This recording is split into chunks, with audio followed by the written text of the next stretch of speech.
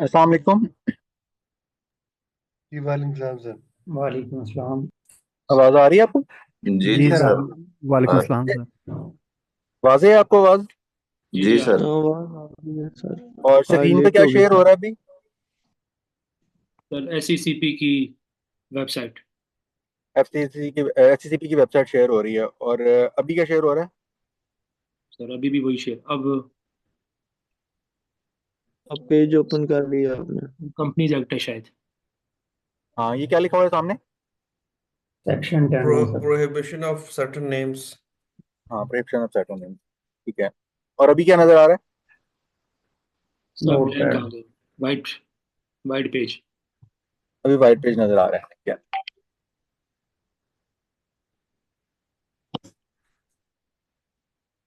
Last class में हमने देखा था कंपनी की कुछ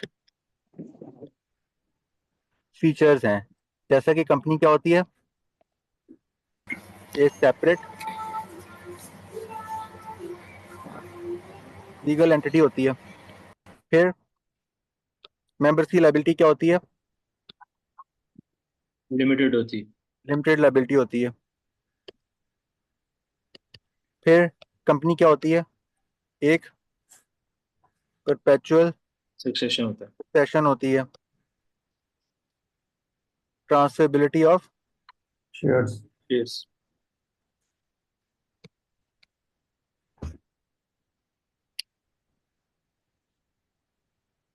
बिलिटी ऑफ शेयर्स होती है। ये हमने कल एक फीचर्स देखी थी कंपनीज की।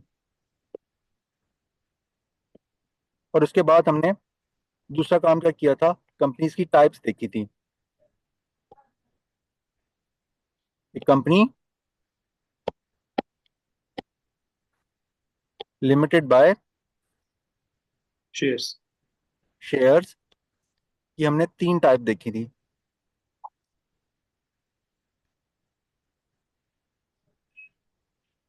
पहली हमने टाइप देखी थी सिंगल एसएमसी।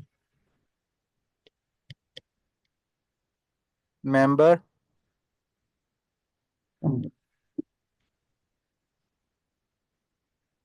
कंपनी। फिर हमने देखी थी दूसरी private limited. Limited company. Private company. और तीसरी हमने देखी थी पब्लिक कंपनी। एक पब्लिक कंपनी। Public company. फिर हमने देखा था इसी में आगे मजीद जाके क्लासिफिकेशन देखी थी इसमें मजीद कि एक कंपनी बनाने के लिए कितने minimum number of members required होते हैं। मिनिमम मेंबर्स कितने एक कंपनी में होते हैं? सिंगल मेंबर एसएमसी कंपनी में at least one. At least one.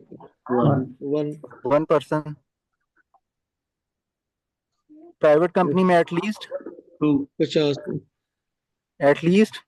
To. 2 person. और पब्लिक कंपनी में एटलीस्ट थ्री। 3 पर्सन।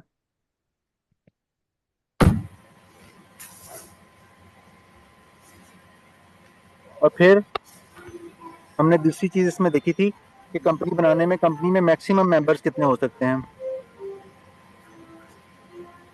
सिंगल में वन सिंगल ही मेंबर रहेगा। कंपनी में मैक्सिमम 1 हो सकते हैं। प्राइवेट कंपनी मैक्सिमम में वन। मैक्सिमम 2 हो सकते हैं। और पब्लिक कंपनी में अनलिमिटेड। सर ये और फिर इसके प्राइवेट में बाद हमने देखा था। जी, 50 नहीं बताया था सर आपने कल। सॉरी। हाँ, वो मेरे प्राइवेट दिल में लिमिटेड पार्टनर 50 थे। दोबारा लिख दिया। पार्टनरशिप में 20। 50 है। सर उसके बाद वो ज्यादा हमने डिस्टर्ब कंपनी के कुछ फीचर्स मिस देखे थे करवा कि कंपनी के कुछ नाम से उसकी पहचान होगी कि ये कौन सी टाइप ऑफ कंपनी है। सिंगल मेंबर कंपनी के नाम के साथ क्या लिखा हुआ आएगा? एसएमसी। SMC private. साथ SMC SMC private limited. Bracket में और आगे लिमिटेड लिखा हुआ आएगा। और फिर प्राइवेट कंपनी के नाम के साथ क्या लिखा हुआ आएगा?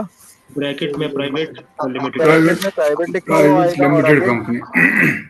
और आगे लिमिटेड लिखा हुआ आएगा। और पब्लिक कंपनी के साथ नाम के साथ क्या लिखा हुआ आएगा? सिर्फ लिमिटेड लिखा हुआ आएगा। और इसके बाद साथ हमने चीज जो देखी थी कि कंपनी में फिर मजीद क्या देखे थे, कितने number of directors, minimum number of directors होने चाहिए। Minimum 1, director. Single member company में एटलीस्ट 2, 1 डायरेक्टर। प्राइवेट कंपनी में एटलीस्ट 2 directors.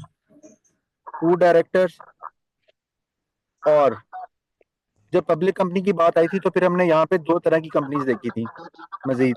एक थी हमारे पास listed, लिस्टेड और दूसरी थी हमारे पास unlisted. Unlisted unlisted. Listed companies में कितने एटलीस्ट होने चाहिए? 7 7। और अनलिस्टेड में एटलीस्ट कितने होने चाहिए? 3, 3 3 3। ये मजीद क्लासिफिकेशन आपको किसकी मिलेगी? लिस्टेड कंपनी, ये पब्लिक कंपनी की मिलेगी। फिर इसके बाद हमने देखा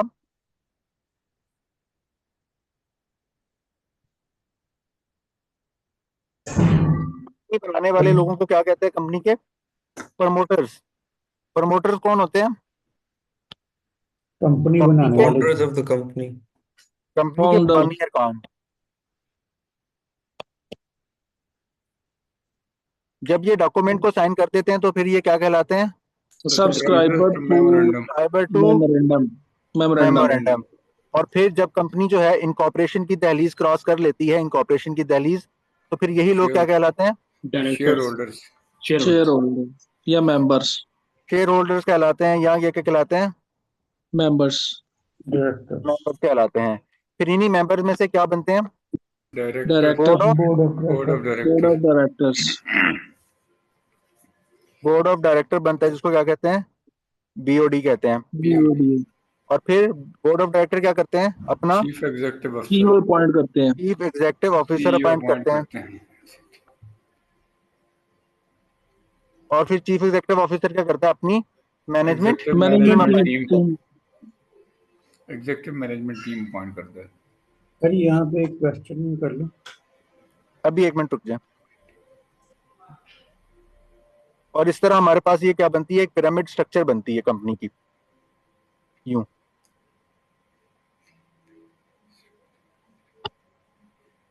ये ऊपर वाली बातें बिफोर इनकॉर्पोरेशन है,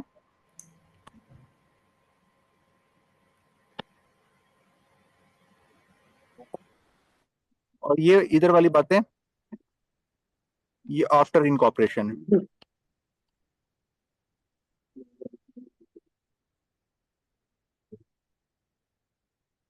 और फिर हमने कंपनी इनकॉर्पोरेशन के प्रोसेस के बारे में बात करी थी।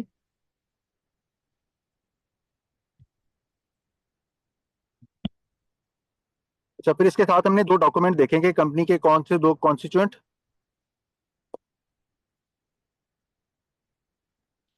डॉक्यूमेंट होते हैं।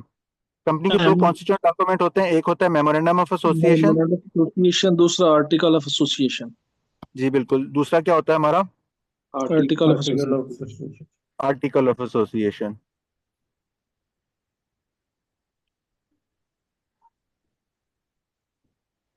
मेमोरेंडम ऑफ एसोसिएशन को एमए भी लिखते हैं और आर्टिकल ऑफ एसोसिएशन को एओ भी लिखते हैं। मेमोरेंडम ऑफ एसोसिएशन क्या होता है? कंपनी का Substantive, सब्सटेंटिव लॉ, कॉन्स्टिट्यूशन होता है। सॉरी कंपनी कॉन्स्टिट्यूशन, का कॉन्स्टिट्यूशन कंपनी का कॉन्स्टिट्यूशन होता है। और आर्टिकल क्या होते हैं? कंपनीज के regulations. बाय लॉज होते हैं, रेगुलेशंस बाय लॉज होते होते हैं। हैं या रेगुलेशंस होते हैं।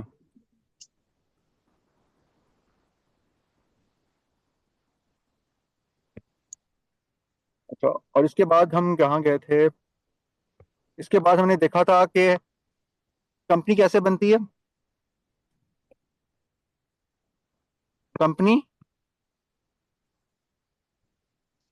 कंपनीज एक्ट 2017 के तहत बनती 17 है। के दिन और दूसरा, ये कंपनी क्या होती है? इसको कौन रेगुलेट करता है? ये इसको सिक्योरिटी है, Section 10. Security and exchange commission of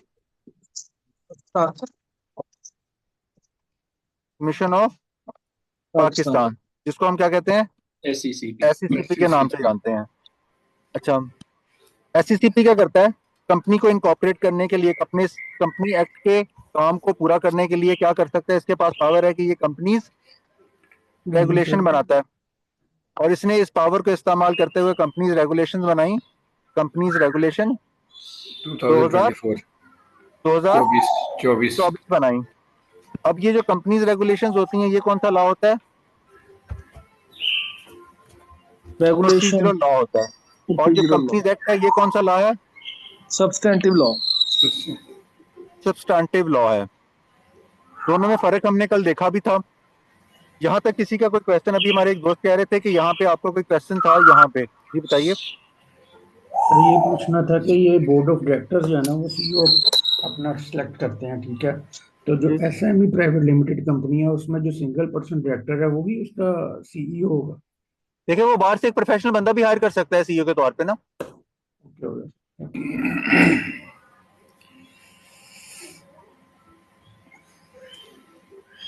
ये जो हमारे सीईओ साहब जो हैं,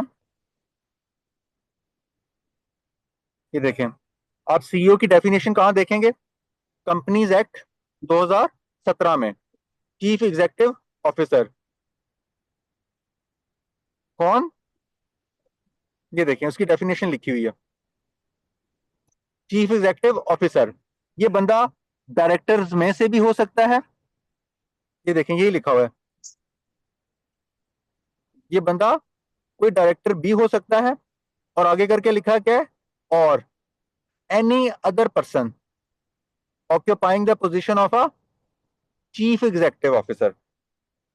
ये कंपनीज के मैनेजमेंट को, अफेयर्स को रन करेगा किसकी डायरेक्शंस के तहत? बोर्ड ऑफ डायरेक्टर्स के control, subject to control and directions of the board होता है ये। ओके, जी सर। ये देखिए बीच में ना और है,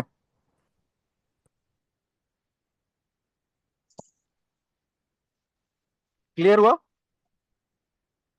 जी सर, क्लियर। अच्छा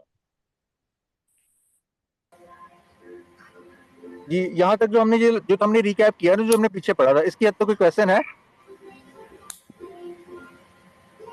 नहीं सर, कोई नहीं है। ओके है, ओके सर। सही है। अच्छा, अब हम किस तरफ बढ़ रहे हैं? कंपनी के इनकॉर्पोरेशन की तरफ।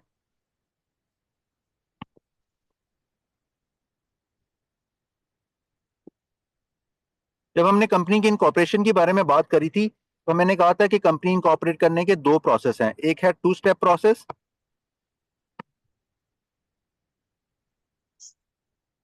ये 2 स्टेप प्रोसेस में क्या होगा? पहला स्टेप होगा इसमें कि हम नेम रिजर्व करेंगे।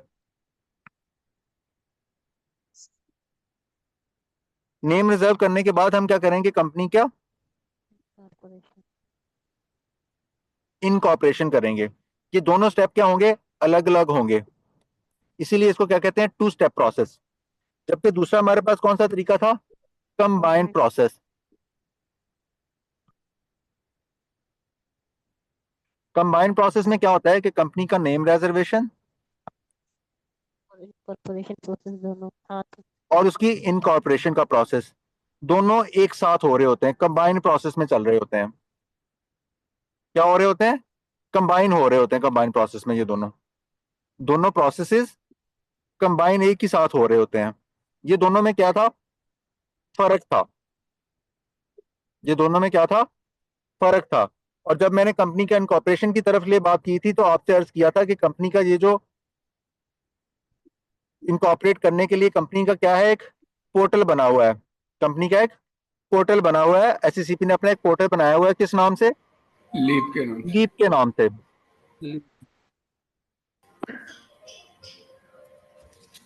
किस नाम से? लीप। क्या होता है LEAP?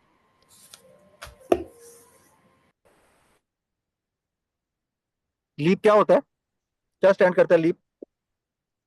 Leading efficiency through leading efficiency through the authorisation या ऑटोमेशन प्रोग्रेस। Automation progress.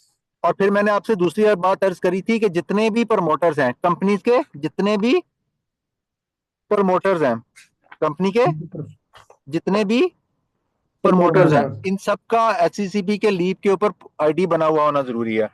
और इसके क्या बिल्कुल ऊपर सर। क्या होनी चाहिए? यूजर रजिस्ट्रेशन होना जरूरी है। और यूजर रजिस्ट्रेशन का कल हमने प्रोसेस भी देखा था, याद है? उसमें किसी ने करके देखा? तो इसमें कोई प्रॉब्लम वगैरह तो नहीं आई? कोई उस प्रोसेस में सर से गो ये थ्रू हुआ? ऑलरेडी बनाया हुआ। जी सर, मैंने पहले बनाया हुआ था, मेरा ऑलरेडी है, तो इसका मुझे आइडिया है। ठीक है। और किसी को किसी के बनाने में दुश्वारी आई हो या किसी ने कोशिश करी हो? चलिए कोशिश करिएगा, क्योंकि प्रॉब्लम आए तो दोबारा पूछ लीजिएगा, ठीक है? अच्छा, लीप के तमाम जी ठीक है सर। तमाम के तमाम प्रमोटर्स का यूजर आईडी बना हुआ होना जरूरी है। अच्छा, फिर आपने दूसरे तरीकेकार में हम गए थे कि कंपनी का जब हम प्रोसेस की बात कर रहे थे यहाँ पे, तो मैंने आपसे अर्ज किया था कि हम पहले क्या देखेंगे, कंपनी का एक प्रोसेस देखेंगे जो कि क्या होगा, नेम रेजर्वेशन। नेम रेजर्वेशन के लिए हमने क्या कहा था कि नेम रिजर्व करने के लिए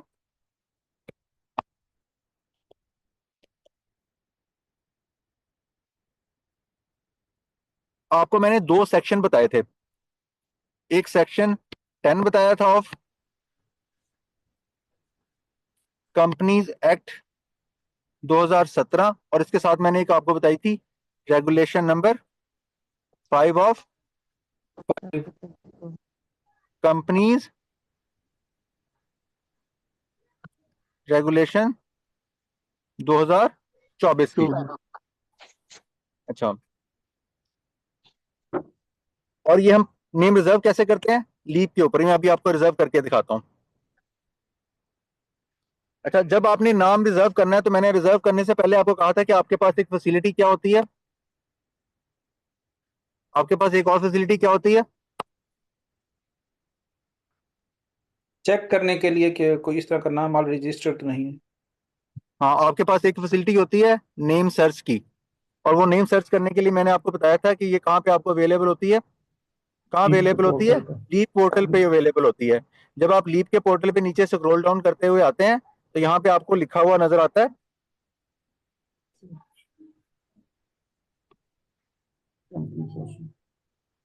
कंपनी नेम सर्च। यहां से आप कंपनी का नाम क्या कर सकते हैं, सर्च कर सकते हैं। अच्छा, ये दोनों सेक्शंस, ये दोनों लॉज, एक सेक्शन और रेगुलेशन, ये पढ़े थे आप लोगों में से किसी ने? जी सर।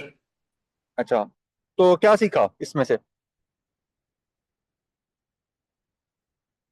सर एक्ट में तो नॉर्मली था कि जी आपने इसको देखना है कि एससीसीपी के रूल के मुताबिक होना चाहिए, लेकिन दूसरे रेगुलेशन में बताया था कि फलान नाम नहीं होना चाहिए, फलान नाम हो तो आपने अप्रूवल लेनी है। उसमें मैं मुख्तलिफ कैटेगरी के हवाले से, आर्मी के हवाले से, कंपनियों के हवाले से, मुल्क के नाम पे के हवाले से, किसी डिपार्टमेंट के नाम के हवाले से डिटेल दी गई थी। जी बिल्कुल ऐसा ही था। देखिए, अब सेक्शन 10 आपको क्या कहता है, एक कंपनी एक्ट 2017 क्या एक सब्सटेंटिव लॉ है। ये आपको थोड़ी सी छोटी कंसाइजली बात करता है, मतलब मुख्तसर बात करता है कि आपने सेक्शन 10 में ये बातें लिखी हुई हैं कि आपका नाम आइडेंटिकल नहीं होना चाहिए, रिजेंबल नहीं होना चाहिए, और कहीं कहीं आपको अपने नाम के लिए एससीसीपी से प्रायर अप्रूवल चाहिए होती है। अच्छा, ये इतनी बात करके चुप जा जाता है, और जबकि कंपनी रेगुलेशन में जब आते हैं, रेगुलेशन नंबर 5 में, तो यहाँ पे डिटेल में बातें करता है ये कि अगर आपने ये नाम रखना है तो आपको फला फला अदारे से अप्रूवल चाहिए होगी। कुछ नाम आप बिल्कुल नहीं रख सकते, कुछ नाम आप रख तो सकते हैं, लेकिन उसके लिए आपको क्या चाहिए? उसके लिए आपको अप्रूवल क्या चाहिए? चाहिए, पहले आपको अप्रूवल चाहिए ना, प्रायर अप्रूवल। प्रायर अप्रूवल चाहिए। और और ये अप्रूवल कौन देगा? एससीसीपी देगा ना, एससीसीपी। एससीसीपी देगा। नंबर एक बात। अब आपने एक सेक्शन देखना है, सेक्शन 26। कौन सा सेक्शन? 26। कौन सा सेक्शन? 26। 26 कहता है कि आपने जिस काम के लिए कंपनी बनानी है ना, जिस काम के लिए आपने कंपनी बनानी है ना, जो काम आपका प्रिंसिपल लाइन ऑफ बिजनेस होगा, यानी जिस काम के लिए आपने कंपनी बनानी है, जिस बिजनेस पर्पस के लिए आपने कंपनी बनानी है, उस बिजनेस के लिए आपका नाम में आपका काम रिफ्लेक्ट होना चाहिए। क्या कह रहा है? आपकी प्रिंसिपल लाइन ऑफ बिजनेस जो है आपके नाम के साथ क्या होनी चाहिए, मेंसुरेट करनी चाहिए। क्या कह रहा है कि आपके नाम में आपका काम रिफ्लेक्ट होना चाहिए। ये किसकी रिक्वायरमेंट है, सेक्शन 26 की। अच्छा, अब हम आते हैं अपने लीप वाले प्रोसेस की तरफ। जब हम लीप में जाएंगे तो अपना यूजर आईडी हमारे पास होगा, हम अपना यूजर आईडी यहाँ पे एंटर करेंगे और इसमें लीप में एंटर हो जाएंगे। अभी हमारा काम, अभी हम क्या करने वाले हैं, अभी हम क्या करने वाले हैं, नेम company रिजर्वेशन। incorporation. हाँ अभी हम क्या करने वाले हैं, कंपनी का नाम रिजर्व करने वाले हैं। Name reservation. इस कंपनी नेम रिजर्वेशन का जो आईआरएस के ऊपर पोर्टल का प्रोसेस होता है हम उसमें से गो थ्रू होने वाले हैं। अच्छा, उसमें से गो थ्रू होने के लिए आप क्या करेंगे, आप आईआरएस के लॉगिन लीप के लॉगिन आईडी में जाएंगे और वहां पे अपना यूजर आईडी और अपना पासवर्ड एंटर करेंगे तो आपके पास इस तरह का इंटरफेस, लीप का इंटरफेस इस तरह का शो हो रहा होगा शुरू में। अच्छा, अब इस कंपनी में क्या होगा कि सबसे पहले आपको, अगर आपने कंपनी के कुछ नाम पहले से रिजर्व करवाए हुए हैं तो आपको कंपनी के नाम क्या होंगे यहाँ पे रिजर्व मिलेंगे। अगर आपने कंपनी ऑलरेडी इंकॉर्पोरेटेड कराई हुई है, किसी कंपनी में आप ऑलरेडी मेंबर हैं, ये कंपनी आपकी इंकॉर्पोरेटेड है, तो कितनी कंपनीज में आप मेंबर हैं उन सबकी डिटेल यहाँ पे आ रही होगी। और कोई भी प्रोसेस अभी होंगे तो अभी आके इस प्रोसेस के बारे में मैं आगे चल के बात करता हूँ। अच्छा, हमारी इस ट्रांजेक्शन का प्रोसेस का, हमारी जो भी एप्लीकेशन होगी उसका एक स्टेटस होगा ना। जब भी हम अपना कोई काम कर रहे होंगे इस पोर्टल के ऊपर, इस पोर्टल के ऊपर हमारा जो भी काम कर रहे होंगे, जब तक हमने वो सबमिट नहीं किया होगा वो कहाँ पड़ा रहेगा, ड्राफ्ट में। जब हमने अपना ड्राफ्ट प्रिपेयर कर लेंगे तो वो ड्राफ्ट में से अपनी ड्राफ्ट में से उठ के कहाँ आ जाएगा, हमारी पेमेंट वाले टैब में। जब पेमेंट वाले टैब में हम पेमेंट कर देंगे तो फिर यहाँ से ये चीज निकल के कहाँ चली जाएगी, ये चीज जहाँ से निकल के अंडर रिव्यू। एसएससीपी के ऑफिसर के पास चली जाएगी, उसके टेबल पे चली जाएगी और वो उसको रिव्यू करेगा और अगर उसको अपने लॉ के मुताबिक इसके ऊपर कोई ऑब्जेक्शन मिला तो वो इसको ऑब्जेक्ट कर देगा, अदरवाइज ये क्या हो जाएगी, अप्रूव हो अप्रूव हो जाएगी। जाएगी। ये इसका क्या है, ट्रांजैक्शन का फ्लो होता है। आप एचसीसीपी के पोर्टल पे जो भी काम कर रहे होंगे आप इस प्रोसेस में से गुजर रहे होंगे। जो भी काम कर रहे होंगे वो ड्राफ्ट में पड़ा रहेगा। ड्राफ्ट में जब आप उसको सबमिट कर देंगे, सबमिट करने के बाद वो पेमेंट के लिए वेट कर रहा होगा। जब आप उसकी पेमेंट कर देंगे तो फिर वो आपके टेबल से उठ के एससीसीपी के ऑफिसर के टेबल के ऊपर चला जाएगा और एससीसीपी का ऑफिसर उसे क्या करेगा, रिव्यू करेगा, कानून के मुताबिक देखेगा। अगर उसमें कोई ऑब्जेक्शन है तो ऑब्जेक्शन रेज कर देगा, अदरवाइज वो आपको अप्रूवल ग्रांट कर देगा। अब हमने क्या करना है, कंपनी का नेम रिजर्व करना है। जब हम कंपनी का नेम रिजर्व करने जाएंगे तो हमने सबसे पहले किधर आना है, मेन्यू के ऊपर आना है और यहाँ पे लिखा हुआ है न्यू नेम रिजर्वेशन। हम इसके ऊपर क्लिक करेंगे और यहाँ पे सबसे पहले हमारे पास आ रहा है reservation of a name for incorporation of a new company. हम इसके ऊपर क्लिक करेंगे और आगे फर्दर प्रोसीड कर जाएंगे। जब हम फर्दर प्रोसीड करेंगे तो ये हमें मुख्तलिफ टाइप ऑफ कंपनीज बताता है हमारी गाइडेंस पर्पज के लिए। सिंगल मेंबर कंपनी क्या होती है, प्राइवेट कंपनी क्या होती है, पब्लिक कंपनी क्या होती है, ये चीजें हमने पहले पढ़ी है ना यहाँ पे।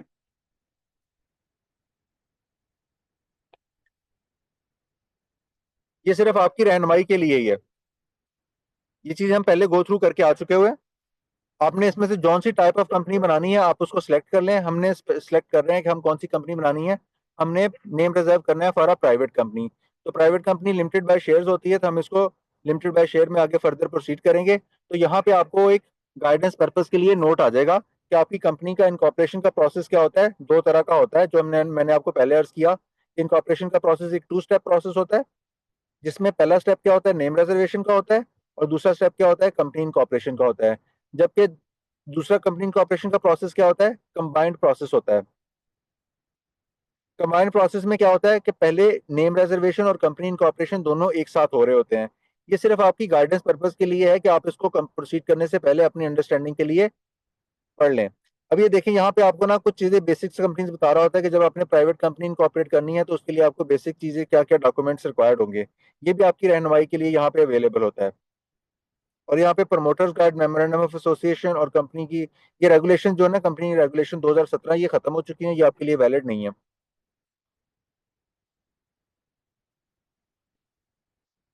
ये खत्म हो चुकी हैं, इनकी जो कंपनी रेगुलेशन 2024 आ चुकी हुई हैं। अब आप यहाँ से आपने कुछ करना नहीं है, सिर्फ आपने अपनी अंडरस्टैंडिंग के लिए इसको पढ़ना है। पढ़ने के बाद आप इसको प्रोसीड करेंगे, प्रोसीड के बटन पे क्लिक करेंगे तो आप इस टैब में आ जाएंगे, नए वाले एरिया में। यहाँ आपको कहता है कि आप अपनी कंपनी का नाम, जो आपने जिस नाम से अपनी कंपनी बनानी है, वो यहाँ पे एंटर करें और देखें कि क्या वो कंपनी ऑलरेडी किसी के नाम से रजिस्टर्ड तो नहीं है। मिसाल के तौर पे NG प्रॉपर्टीज से मैं लिखता हूँ अल्फा ऑर्चर्ड। मैं इसको चेक करता हूँ नेम अवेलेबिलिटी, तो वो कहता है कि सिमिलर नाम से 2 कंपनीज आपके फाउंड हुई हैं और आपकी डिग्री ऑफ सिमिलैरिटी कितनी है। अल्फा ऑर्चिड प्राइवेट नाम की कंपनी की सिमिलैरिटी आपके साथ सिमिलर फाउंड हुई है और ये आपके पास क्या है, हाई रेड डायरेक्ट का मतलब इसकी हाई सिमिलैरिटी है, आपको ये नाम रखने की अवेलेबिलिटी नहीं है। और कहीं आपको ये शो होगा कि ये इसके साथ अवेलेबिलिटी कौन सी है, मीडियम अवेलेबिलिटी है, ये ऑरेंज कलर से होगा। और कहीं आपके पास अवेलेबिलिटी होगी कि आपकी सिमिलैरिटी लो है, तो वो आपको नाम अवेलेबल कर देगा। अब मैं कहता हूँ कि मैंने इसमें एक कंपनी बनानी है सिग्मा एजुकेशन सर्विसेज के नाम से, तो मैं इसकी अवेलेबिलिटी चेक करता हूँ। तो इसने मुझे कहा कि इस नाम की कोई भी कंपनी जो है ना, सिमिलर इस नाम से कोई भी रिजल्ट फाउंड नहीं हुआ, लिहाजा आप इस काम का नाम को क्या कर सकते हैं, इस नाम को क्या कर सकते हैं, प्रपोज कर सकते हैं। अब मैं इस नाम को प्रपोज करने के लिए इस प्रपोज के बटन के ऊपर क्लिक करूंगा। तो ये देखें, कल मैंने आपसे अर्ज किया था ना कि प्राइवेट कंपनी के नाम के साथ क्या लिखा हुआ होता है, प्राइवेट ब्रैकेट में लिखा होता है और आगे लिमिटेड लिखा होता है। ये देखें, मैंने यहाँ पे सिर्फ चीजें क्या लिखी हैं, ये नाम एंटर करा है और इसके साथ प्राइवेट नंबर ऑटोमेटिकली आ रहा है ना। ये जो हमने कल पढ़ा था उसी की वजह से आ रहा है सब, यानी उसी की कंप्लायंस, उस लॉ की कंप्लायंस में ऐसा हो रहा होता है। मैं अब इसको प्रपोज कर देता हूँ कि मैं इस नाम से क्या कर रहा हूँ, कंपनी बनाना चाहता हूँ सिग्मा एजुकेशन सर्विसेज के नाम से। तो मुझसे पूछेगा कि आप ये नाम क्यों रखना चाह रहे हैं, या आप ये नाम क्यों रखना चाह रहे हैं। तो मैं कहता हूँ कि it because sigma represent the 6।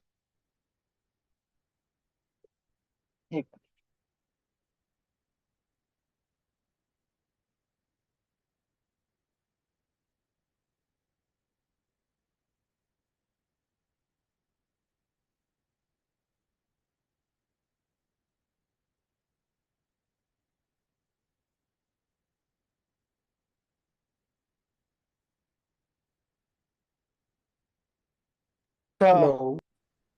जी मुझे आवाज आ रही है, 1 मिनट रुकेगा। अच्छा, मैं इसमें कहता हूँ द वर्ड सिग्मा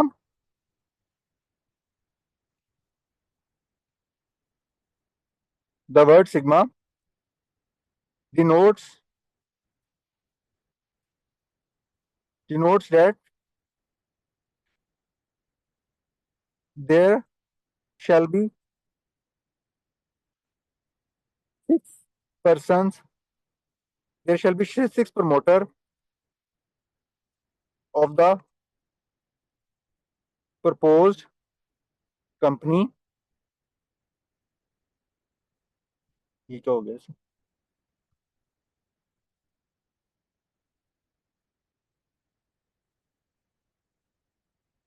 ये आपके साथ पोर्टल जो है ना इस तरह का मजाक करता रहता है, ये थोड़ा अभी ना इस तरह ग्लिचेस आते हैं इसमें।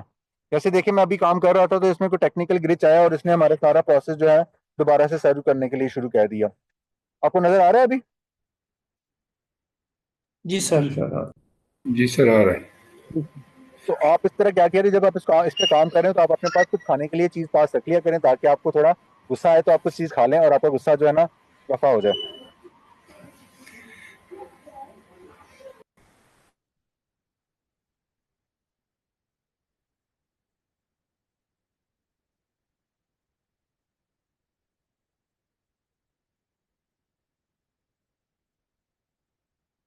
The world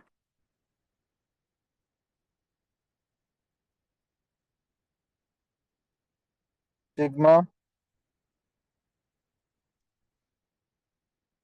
denotes that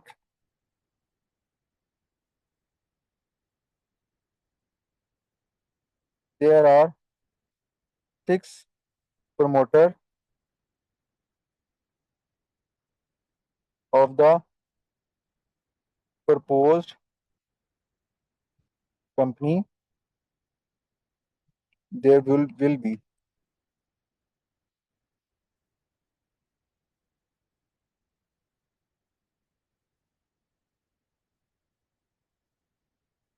and education and the words education services represents the proposed principal represent the principal line of business of the proposed company। या आपने इसकी नेम की सिग्निफिकेंस लाजमी बतानी होती है। आप जब उसका नाम प्रपोज कर रहे हो तो आपने ये सिग्निफिकेंस लाजमी बतानी है। बाज़ क्लाइंट कहता है कि जी मेरा ये नाम रखें, तो आपने उसने पूछना है कि आप ये नाम क्यों रखना चाह रहे हैं, क्योंकि हमने इसकी सिग्निफिकेंस को एक्सप्लेन करना होता है। अच्छा, अब आप यहाँ पे सिग्निफिकेंस एक्सप्लेन करा। अच्छा, अब हमने पूछा कि हमने ये सेक्टर किस में रखना है, एजुकेशन सर्विसेज में अपना नाम रखना है। अब ये देखिए, अब आपके पास यहाँ पे वो आपको एज एन अल्टरनेटिव के तौर पे कहता है कि आप दो मजीद नाम के कंपनी के नाम एज एन अल्टरनेटिव के तौर पे प्रपोज कर सकते हैं। अच्छा, ये बात जो पोर्टल कर रहा है, ये बात कंपनीज रेगुलेशंस में भी लिखी हुई है कि जब कंपनी का नाम रिजर्व किया जा रहा हो तो एप्लीकेंट के पास ऑप्शन है कि वो कोई 3 नाम इन ऑर्डर ऑफ प्रायोरिटी लिखे। कैसे लिखे? कोई से 3 नाम जो है ना, प्रमोटर्स के पास, एप्लीकेंट के पास ऑप्शन है कि जब वो नेम रिजर्व कर रहा है तो वो 3 नाम इन ऑर्डर ऑफ प्रायोरिटी लिखे। तो उनमें से कोई भी जो वन अवेलेबल होगा, जो क्राइटेरिया मीट कर रहा होगा, तो उसकी जो है ना रजिस्ट्रार उसकी अप्रूवल दे देगा। अच्छा, ये आपके पास ऑप्शनल है, मैंडेटरी नहीं है। ये आपके पास ऑप्शनल है, ये आपने मैंडेटरी नहीं है। जब आप इसकी सिग्निफिकेंस एक्सप्लेन कर देंगे तो फिर आप यहाँ से आगे प्रोसीड कर जाएंगे। जब आप प्रोसीड करेंगे तो आपसे पूछेगा कि आपने किस सेक्टर में कंपनी बनानी है। तो हमने लिखा कि हमारा propose sector of the business क्या है, एजुकेशन है। एजुकेशन में जब हम गए तो इसने कहा, हमने कहा क्या बनाना है, उसने हमने से पूछा, हमने कहा जी एजुकेशन इंस्टीट्यूशन बनाने हैं। तो इसने हमारी प्रपोज्ड लाइन ऑफ बिजनेस, जो बिजनेस के ऑब्जेक्टिव क्लास थी मेमोरेंडम की, इसने ऑटोमेटिकली उठा ली। एक्चुअली हुआ ये है कि एसईसीपी ने अपने पास ये देखें, जब आप एसईसीपी की वेबसाइट पे जाएंगे ना तो यहाँ पे नीचे स्क्रॉल डाउन करने आएंगे तो आपके पास यहाँ पे क्या आएगा, कंपनी फॉर्मेशन का टैब आएगा। जब आप इस कंपनी फॉर्मेशन के टैब के ऊपर क्लिक करेंगे ना तो आपको इस तरह की टैब अपीयर होगी, और यहाँ पे आपको लेफ्ट साइड पे देखें लिखा हुआ है memorandum and article of association. जब आप memorandum and article of association के ऊपर लिखेंगे और नीचे क्लिक करेंगे तो आपको नीचे ये पुल डाउन मेन्यू शो हो जाएगा। आप मेमोरेंडम ऑफ एसोसिएशन के ऊपर क्लिक करें तो आपको बहुत सारे प्रपोज सेक्टर्स के लिए आपको प्रपोज बिजनेस लाइन ऑफ के साथ मेमोरेंडम ड्राफ्ट किए हुए एससीसीपी की तरफ से मिल जाते हैं। सर ये ये देखें पुराने पोर्टल पे नहीं थे? जी, जो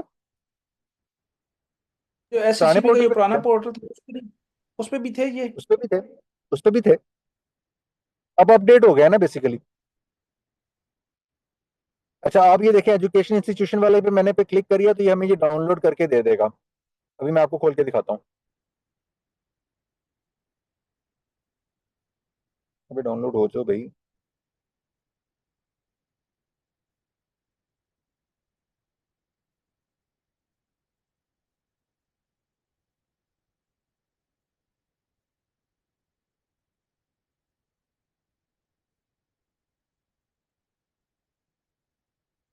अच्छा, जब मेमोरेंडम को खोलेंगे ना तो आप इसमें प्रिंसिपल लाइन ऑफ बिजनेस को हम देखेंगे, वो हमारे इस तरह जो इधर एंटर हुआ ना, प्रिंसिपल लाइन ऑफ बिजनेस बिल्कुल इससे साथ मैच कर रही होगी। ये प्रिंसिपल लाइन ऑफ बिजनेस, इसने ये जो पोर्टल है ना, ये वाला, ये देखें ओपन हो गया।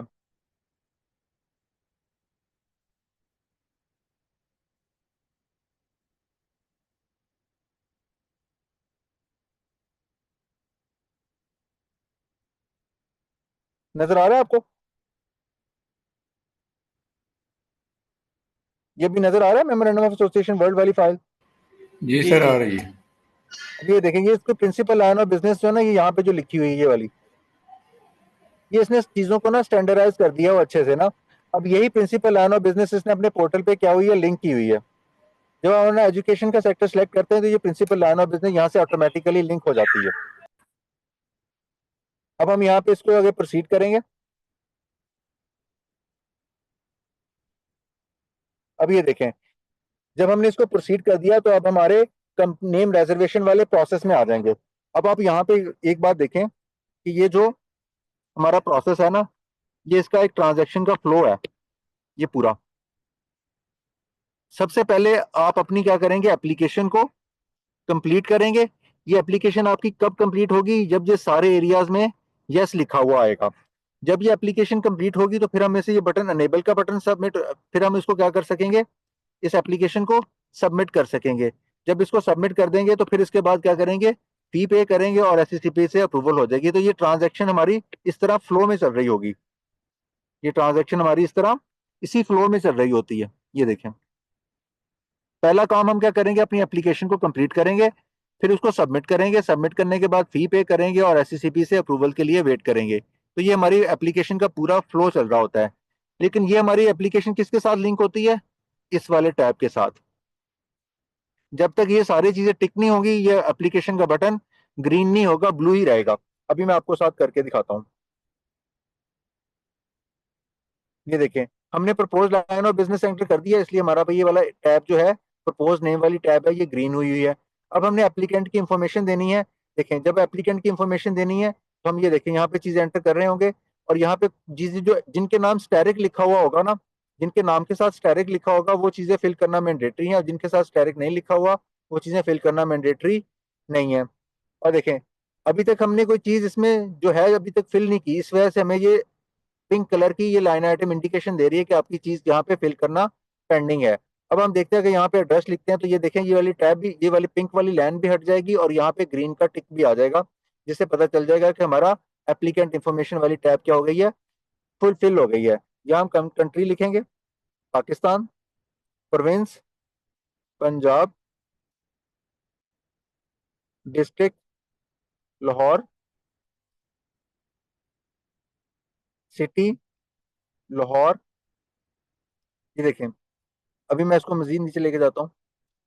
यहाँ पे मैं अपने ऑफिस का एड्रेस लिखूंगा,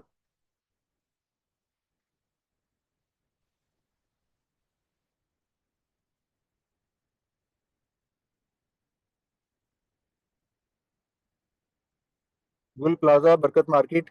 अब ये देखें, जैसे ही मैंने ये सारी इंफॉर्मेशन इंटर करी, वो मेरी पिंक वाली लाइन हट गई और यहाँ पे मुझे एप्लीकेंट इंफॉर्मेशन वाली टैब क्या हो गई, ओके हो गई।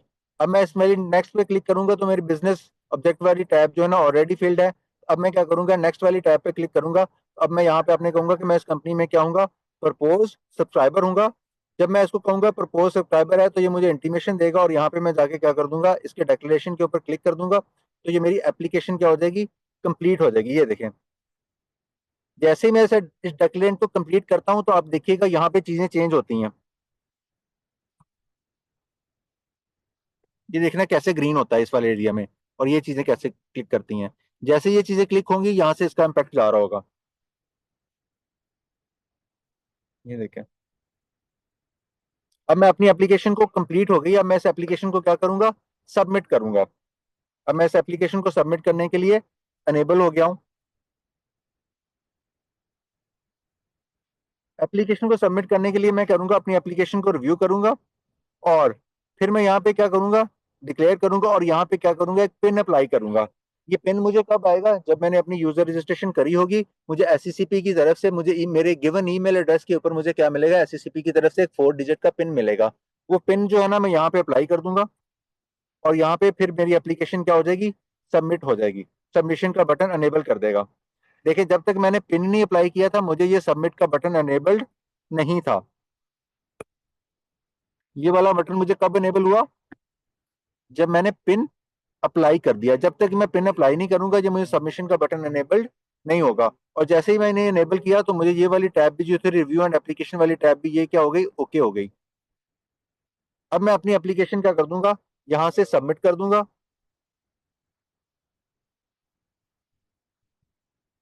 ये देखें, मेरी एप्लीकेशन क्या हो गई, सक्सेसफुली सबमिट हो गई है। मेरी एप्लीकेशन क्या हो गई है, सक्सेसफुली सबमिट हो गई है। अच्छा, अब आपने देखे मैंने फी पे करनी है और मुझे फी कितनी बता रहा है इसके लिए, नेम रिजर्वेशन के लिए? 1000। 1000 1000 कितनी बता रहा है? 1000 1000। ये 1000 क्यों बता रहा है? अब आप आएंगे कंपनीज एक्ट के ऊपर। कहाँ आएंगे? कंपनीज एक्ट के ऊपर। और कंपनी एक्ट का स्केड्यूल नंबर 7। कौन सा स्केड्यूल? कौन सा स्केड्यूल? 7 7। 7 स्केड्यूल बताता है कि आपने जब कंपनी ने, ये टेबल ऑफ फीस के बारे में है। 7 स्केड्यूल हमें क्या बताता है? टेबल ऑफ कंपनीज के फीस। फीस के बारे में है। अभी ये जो कंपनी एक्ट है इसके साथ जो 7 स्केड्यूल अटैच है ये अपडेटेड नहीं है। आपने क्या करना है, अपडेटेड स्केड्यूल लेने के लिए आप क्या करेंगे, ये वाली जो टैब मैंने अभी आपको दिखाई, आप यहाँ पे आ जाएंगे और यहाँ पे क्या आएंगे, फी कैलकुलेटर के ऊपर क्लिक करेंगे और यहाँ पे आपको क्या मिलेगा, स्केड्यूल ऑफ फी 7 स्केड्यूल मिलेगा। जहाँ पे ये मेरा भी कर्सर है।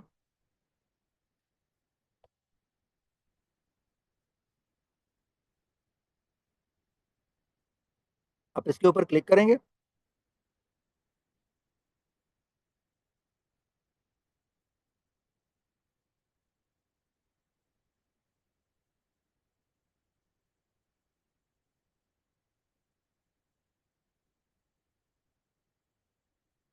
जब आप इसके ऊपर क्लिक करेंगे तो आपको 7 स्केड्यूल मिल जाएगा। मैं भी आपको 7 स्केड्यूल वैसे दिखा देता हूँ।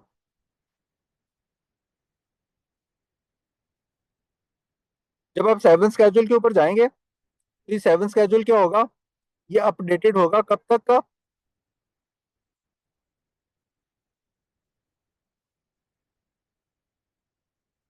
ये 7 स्केड्यूल जब भी आपको यहाँ पे भी मिल रहा होगा, ये देखें इधर गया, आ जाओ भाई, ये आपको 15 मई 2024 तक का अपडेटेड आ रहा है, अभी यहाँ पे पड़ा है। लेकिन इसकी मैं बाद में ना नवंबर में, और ये अभी कब हुई थी दूसरी चेंजेस, 8 नवंबर 2024 को और 27 फरवरी 2024 को इसमें कुछ अमेंडमेंट्स हुई थी, कुछ फीसेस रिवाइज हो गई थी। अच्छा, अब आप इसमें देखें कि आपको नीचे आएंगे तो पहले आपको क्या था, ये नेम रिजर्वेशन की फीस कितनी होती थी, 200 रुपया होती थी। कंपनी का नेम रिजर्व करने की फीस कितनी होती थी? 200 रुपये होती थी। 200 रुपया हुआ करती थी। फिर क्या हुआ, फिर इसमें अमेंडमेंट आई अमेंडमेंट्स आ गई। कब आई? 8 नवंबर 2024 2024। को इसमें क्या हो गई, अमेंडमेंट आ गई और उन्होंने इनकॉर्पोरेट नेम रिजर्वेशन की फीस जो थी वो बढ़ा के कितनी कर दी, 1000 रुपया 1000। कर दी। इस वजह से जो आपको जब नेम रिजर्वेशन की फी आती है यहाँ पे 1000 रुपया, किस वजह से आती है कि 7 स्केड्यूल के साथ फीसेस लिंक हुई होती हैं। ये जो आपकी फीसेस होती हैं किस स्केड्यूल के साथ लिंक हुई होती हैं? 7 स्केड्यूल के साथ। 7 स्केड्यूल के साथ।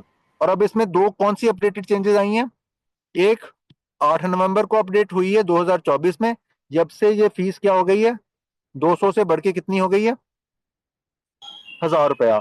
और दूसरी चेंजेस कब आई हैं, 27 फरवरी 2025। 2025 को। अब ये आपने दोनों चेंजेस जो है ना अपनी इस पोर्टल से सर्च करनी है और मुझे बताना है कि ये दोनों चेंजेस क्या हैं। अच्छा, अब हमारे पास काम क्या है, अब हमने जो जो फी है ये पे करनी है, नेम रिजर्वेशन की जो फी है ये हमने पे करनी है। अब मैं करूंगा पे नाउ के ऊपर क्लिक करूंगा तो ये मुझे दो तरीके से पे करने की ऑप्शन देता है कि आप तो क्रेडिट कार्ड के थ्रू भी पे कर सकते हैं, डेबिट कार्ड के थ्रू भी पे कर सकते हैं और वन लिंक के थ्रू भी पे कर सकते हैं। जब मैं वन लिंक के ऊपर क्लिक करूंगा तो ये मुझे क्या कर देगा, एक फी का ब्रेकअप दे देगा कि जो आपकी फीस है ये टोटल फीस होगी कितनी, टोटल फीस कितनी है, 1275 रुपए। इसमें 1000 रुपया नेम रिजर्वेशन की फीस है और जो आपके नादरा के रजिस्ट्रेशन के चार्जेस हैं और 25 रुपए जो है ना वन लिंक के फी है और ये जो पेमेंट डिटेल्स हैं इसके चार्जेस हैं। तो ये जितने भी पैसे इसकी टोटल बन रही होगी फीस, इसका ब्रेकअप आपको मिलेगा, ये कि इसके अकाउंट हेड में यहाँ पे फीस जा रही होती है। अच्छा, अब आप इस चालान को क्या कर सकते हैं, यहाँ पे ये आपके पास जनरेट चालान का ऑप्शन आ रहा है, आप यहाँ पे क्लिक करेंगे और चालान जनरेट के ऑप्शन पे आ जाएंगे। तो जब चालान जनरेट के ऑप्शन पे आएंगे तो यहाँ पे आपको दूसरा ऑप्शन क्या मिलेगा, डाउनलोड चालान। जब आप ये डाउनलोड चालान करेंगे तो आप इसको क्या कर सकते हैं, ये पीडीएफ में सेव करके रख सकते हैं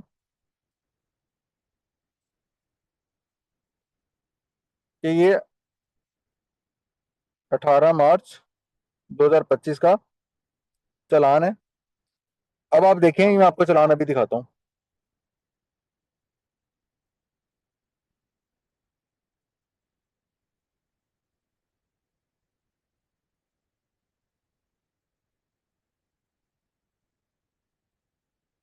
ये चालान नजर आया आपको? जी सर, आ जी गया। सर। अब ये चालान की ड्यू डेट क्या है? आपने इसको 30 दिन के अंदर अंदर पे करना है। 17 अप्रैल 2025 इसकी ड्यू डेट है ये।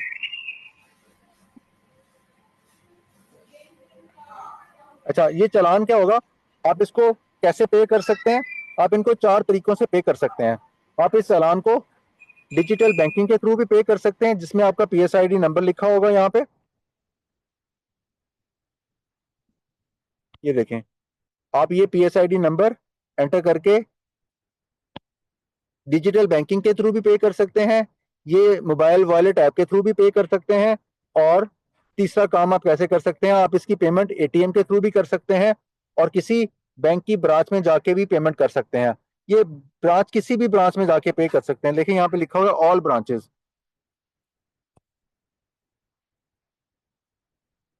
अच्छा, अब ये ऑल ब्रांचेस से पहले जो था, ये लीप आने से पहले जो था, उससे पहले क्या होता था? ई सर्विसेज हुआ करती थी। ई सर्विसेज में आपको पेमेंट करने के आपके लिए दो ही बैंक होते थे, या आप UBL में पे कर सकते थे या आप MCB में पे कर सकते थे। लेकिन अब आपने सहूलत क्या कर दी है? इन्होंने कहा कि ऑल ब्रांचेस में आप इस चालान को पे कर सकते। लीप ने आपको ये सहूलत कर दी है कि आप ये क्या करते हैं, तमाम ब्रांचेस में पे कर सकते हैं। जबकि उससे पहले क्या होता था? सिर्फ 2 ब्रांचेस ही होती थी जिसमें आप ये पे कर सकते थे, या UBL में पे कर सकते थे या MCB में पे कर सकते थे। अब आप इसकी चारों मोड्स के तहत पेमेंट कर सकते हैं। जब आप इसकी पेमेंट कर देंगे, अब आप देखेंगे हमारी ये ट्रांजैक्शन का फ्लो कहाँ पड़ा हुआ है। आप होम पे जाएंगे और देखें, अब हमारा नेम रिजर्वेशन वाले प्रोसेस में जब हम शुरू में थे तो यहाँ पे कोई लाइन आइटम नहीं आ रही थी। अब यहाँ पे क्या है कि हमारा एक नेम रिजर्वेशन का प्रोसेस है। जब तक मैंने एप्लीकेशन सबमिट करी थी और पेमेंट सबमिट नहीं करी थी, तो मेरी एप्लीकेशन कहाँ पे शो हो रही थी? Payment pending. ड्राफ्ट में शो हो रही थी। अब मेरी ड्राफ्ट में। ड्राफ्ट में से निकल के कहाँ चली गई है? पेमेंट में पेंडिंग है। जब मैं पेमेंट कर दूंगा तो ये चीज मेरे मेरे सिस्टम में से उठ के, मेरे एंड से उठ के कहाँ चली जाएगी? अंडर रिव्यू में। रिव्यू में SEC चली के जाएगी, पास। SECP के पास चली जाएगी। अच्छा, अब ये मैं क्या कर रहा हूँ? नाम रिजर्व कर रहा हूँ। क्या कर रहा हूँ? नाम रिजर्व कर रहा हूँ। रिजर्वेशन। अच्छा, अब ये अंडर रिव्यू किस ऑफिसर के पास जाएगी? आप देखें अपने SECP की वेबसाइट के ऊपर आएंगे वापस। कहाँ आएंगे वापस? SECP की वेबसाइट का है। जब आप SECP की वेबसाइट के ऊपर आते हैं, मैं अभी आपको एक चीज दिखाता हूँ।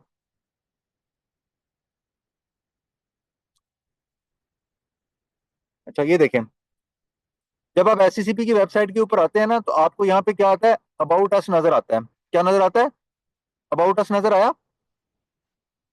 आप जी अबाउट सर, आया। जी अबाउट जी। अस के ऊपर कर्सर लेके जाएंगे तो आपको SECP की जो वेबसाइट में ऊपर बताएंगे ये SECP के कौन से ऑफिस हैं। ये कुछ SECP की ऑफिस के बारे में बात करता है कि ये हमारे ऑफिस जो हैं किस किस शहरों में हैं।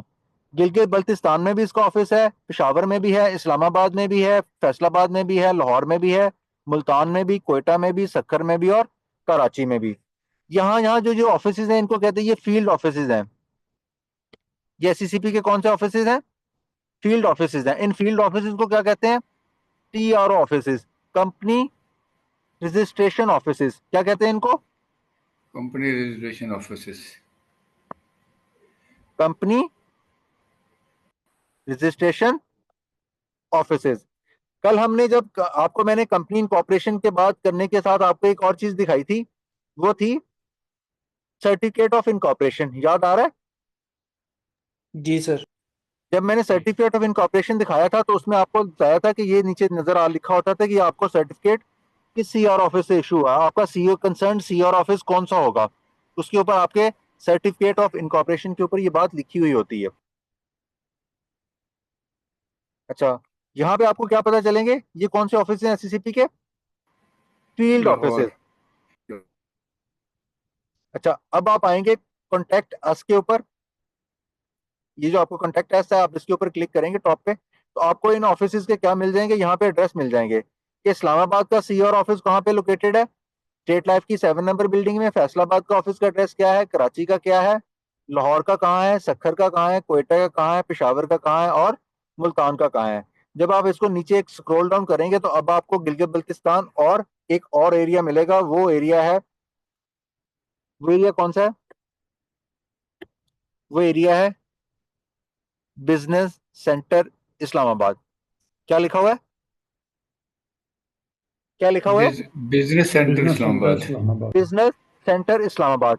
ये बिजनेस सेंटर जो है ना, आप चाहे कराची से बैठ के कंपनी का नाम रिजर्व करवाएं ऑनलाइन, चाहे फैसलाबाद से बैठ के कराएं, चाहे गिलगित बल्तिस्तान से कराएं, चाहे पेशावर से कराएं, आपको कौन डील करेगा, business centre of Islamabad. Islamabad.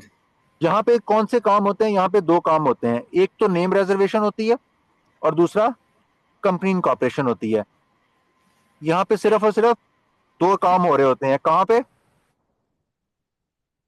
Business centre के ऊपर। Business centre Islamabad. कहाँ पे, बिजनेस सेंटर इस्लामाबाद में। ये एससीसीपी का जो हेड ऑफिस है वो अलहदा है इस्लामाबाद में, और इस्लामाबाद में सीआर ऑफिस अलहदा है। इस्लामाबाद का सीआर ऑफिस अलहदा है और हेड ऑफिस अलहदा है। ये जो बिजनेस सेंटर है ये एससीसीपी के हेड ऑफिस में लोकेटेड है। ये ब्लू एरिया में जो है ना, ये जो एनआईसी की बिल्डिंग है, national insurance corporation of Pakistan, ये फ्रेस्को स्वीट जो इस्लामाबाद में रहते हैं ब्लू एरिया में, पता होगा फ्रेस्को स्वीट्स के बिल्कुल ऑपोजिट जो है ना एनआईसी की बिल्डिंग है, उसमें लिखा, उनमें एससीसीपी का हेड ऑफिस अभी लोकेटेड है। और एससीसीपी का जो हेड ऑफिस है ये अभी एससीसीपी की आपको शायद यहाँ पे बिल्डिंग नजर आ रही होगी, नजर आ रही है, एक मिनट,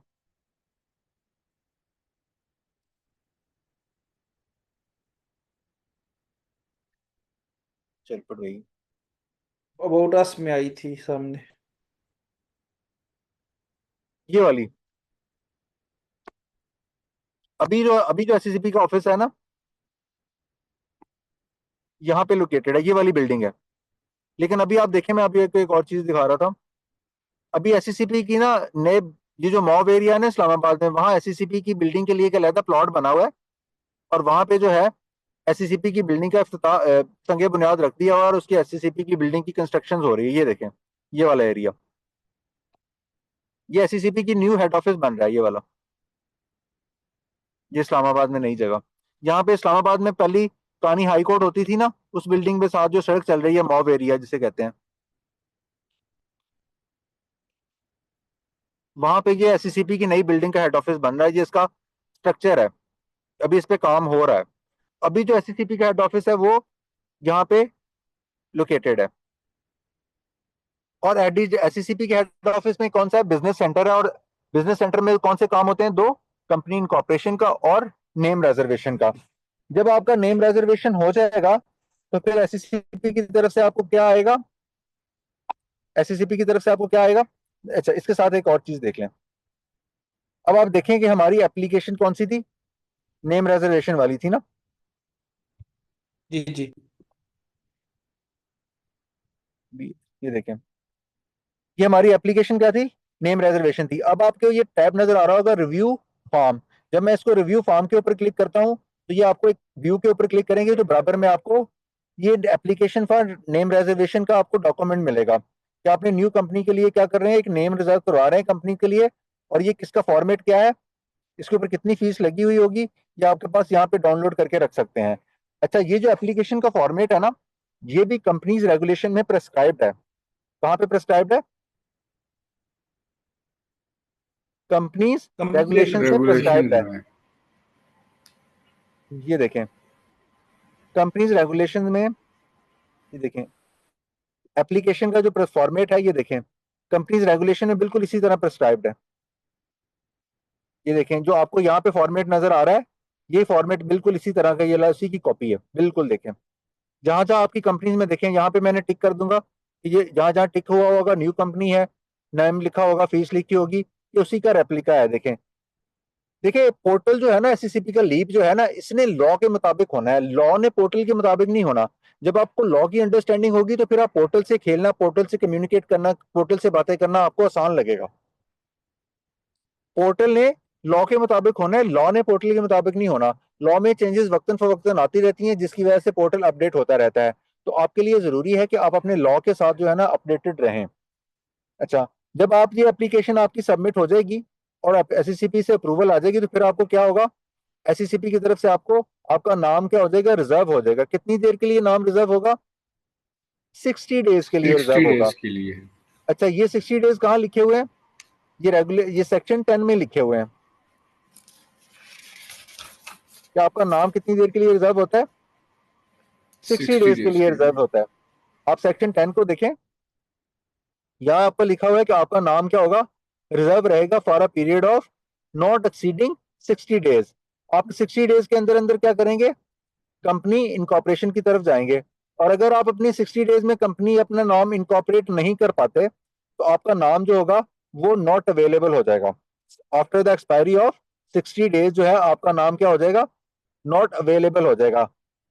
अच्छा, और अगर आपका नाम जो आपने अप्लाई किया था वो आपको रिफ्यूज हो जाता है, तो रिफ्यूजल के लिए जो आपको लेटर आएगा एससीसीपी की तरफ से, उसका भी फॉर्मेट क्या है, एससीसीपी ने प्रेस्क्राइब किया हुआ है कि वो एनेक्स बी में आपको बताएगा कि आपको एससीसीपी की तरफ से रिफ्यूजल लेटर क्या आएगा, इस फॉर्मेट में आएगा। और उसमें आपको वो रीजन बताएगा कि आपका नाम क्यों रिजेक्ट किया जा रहा है, आपका नाम क्यों रिजेक्ट किया जा रहा है।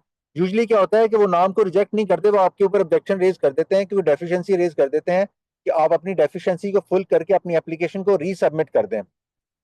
अच्छा, जब आप अपनी एप्लीकेशन को रीसबमिट करेंगे तो आपको क्या आएगा, एससीसीपी की तरफ से इस फॉर्मेट के ऊपर एक लेटर आएगा, जिसमें आपको लिखा होगा कि आपका नाम क्या है, कंपनी का फलां कंपनी का नाम है, और ये इतने दिन के लिए रिजर्व हुआ है। अभी मैं आपको एक कंपनी रिजर्वेशन का एक लेटर दिखाता हूँ। देखिए, वो इसी फॉर्मेट का होगा जो मैंने अभी आपको लेटर दिखा रहा हूँ। ये देखें, जहाँ ऊपर सबसे पहले क्या लिखा होगा, कंपनी का नाम लिखा हुआ होगा कि आपका नेम रिजर्वेशन का लेटर है।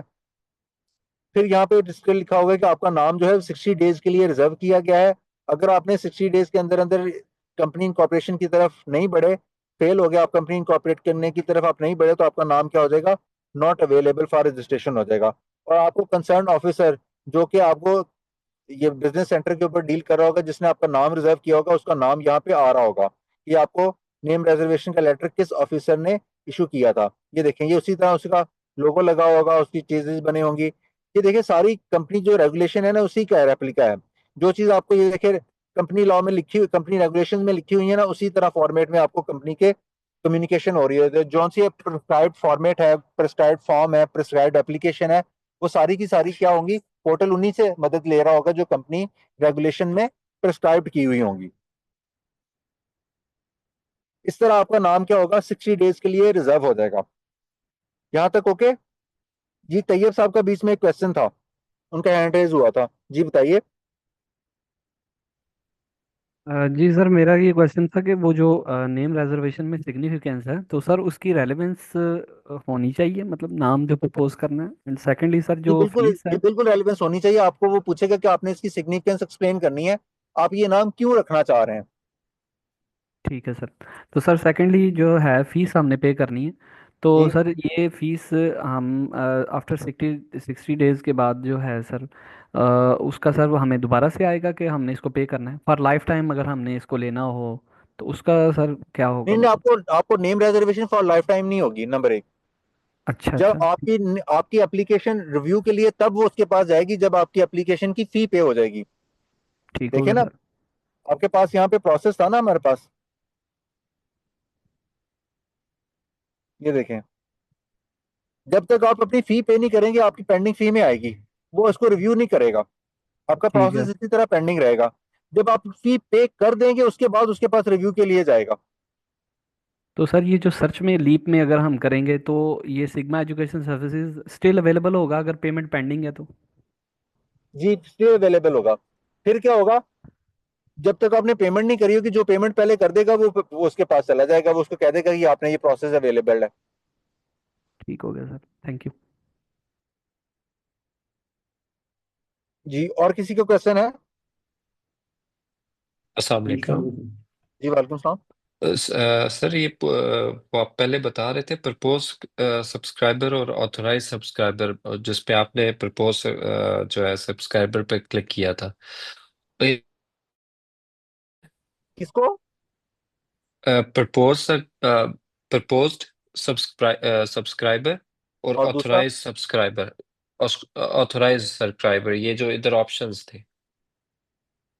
देखिए, जो मैं कंपनी जिस कंपनी में प्रपोज बनाने जा रहा हूँ, मैं कंपनी का बानियर कान हूं ना, जी ठीक है। तो मैं अपने आप को प्रपोज ही कराऊंगा ना यहाँ पे जाके। ठीक है।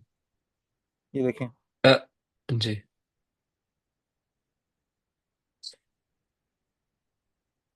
ठीक हो गया सर। जी। और जो ऑथराइज सब्सक्राइबर होता है ये बेसिकली ऑन अथॉरिटी होता है। ऑथोराइज सब्सक्राइबर नहीं होता, ऑथोराइज्ड ऑफिसर होता है। जब मैं कंपनी बना लूंगा फिर मैं उसके ऊपर बात करूंगा। ऑथोराइज्ड अच्छा, ऑफिसर होता ऑथराइज ऑफिसर, जी ठीक है। है।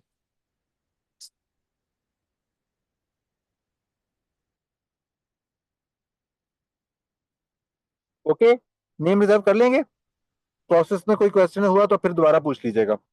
अच्छा, अब आपने क्या करना है, आपने अपने पास एक एक्सेल की शीट बनानी है, ये वाली। क्या आपको शीट नजर आ रही है? जी सर, आ जी आपको सर, रही शीट है। नजर आ रही है? आ रही है sir. Sigma education services private limited. अच्छा, फिर आपने इसको बताना है कि इसका रजिस्टर्ड ऑफिसर कौन सा होगा। ऑफिस नंबर 123 गुल प्लाजा।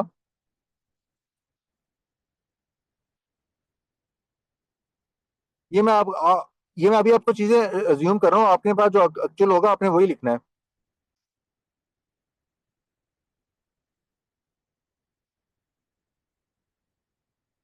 लाहौर। अच्छा, अब आपके पास दो टर्में आएंगी यहाँ पे। कौन सी? एक ऑथराइज कैपिटल और दूसरी दूसरी क्या होगी? Paid up capital. दूसरी टर्म कौन सी है? Paid up capital.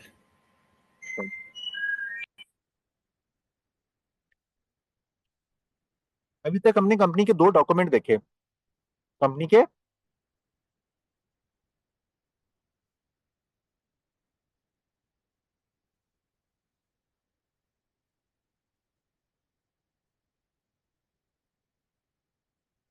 ये दो डॉक्यूमेंट देखे थे। कंपनी बनाने के लिए आपको क्या चीज चाहिए होती है? ये दो डॉक्यूमेंट होते हैं, ऐसे ही है। जी सर। अच्छा, ये जो आपका मेमोरेंडम ऑफ एसोसिएशन होता है ना, मेमोरेंडम ऑफ एसोसिएशन, इसमें क्या लिखी हुई होती है?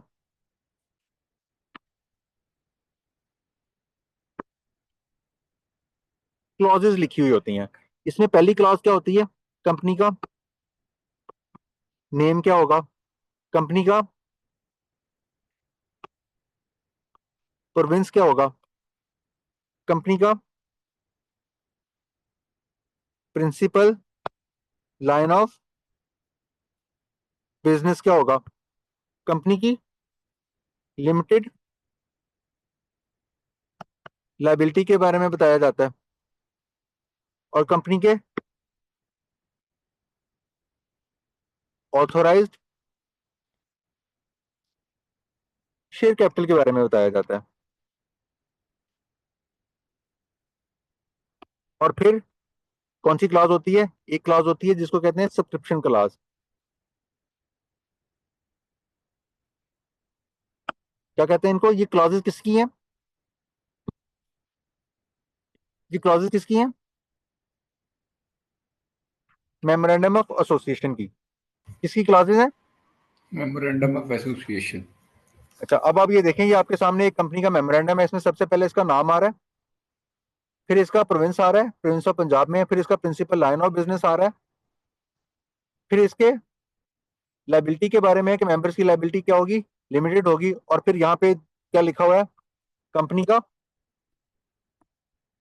ऑथोराइज्ड कैपिटल लिखा हुआ है। क्या लिखा हुआ है? कंपनी का ऑथोराइज्ड कैपिटल लिखा हुआ है।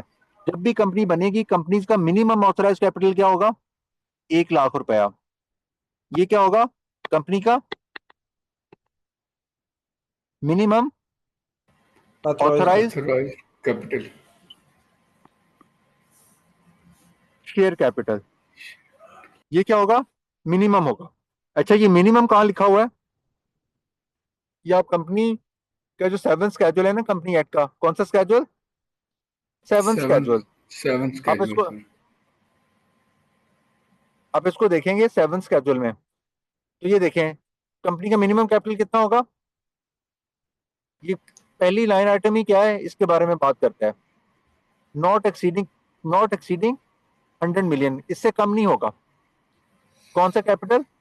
Authorised capital. ऑथोराइज्ड कैपिटल को क्या कहते हैं? नॉमिनल कैपिटल भी कहते हैं। क्या कहते हैं? ऑथोराइज्ड कैपिटल को नॉमिनल नॉमिनल के कैपिटल भी कहते हैं। ये कितना होगा, ये आपने यहां पे लिखना है। कंपनी का पेरिड कैपिटल कितना होगा? 1 लाख रुपया।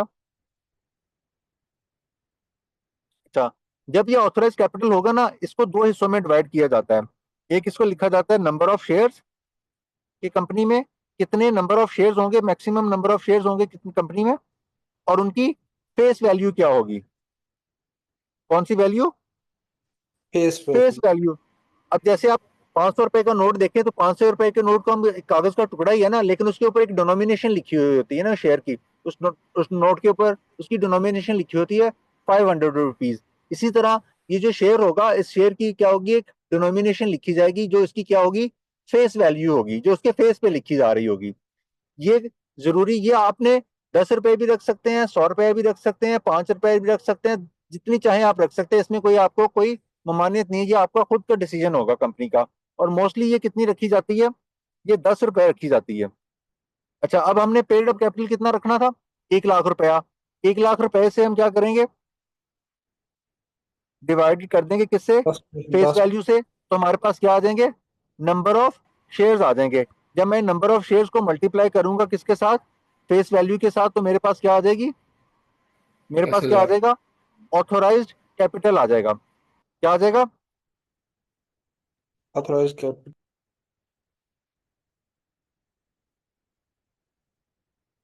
क्या आ जाएगा?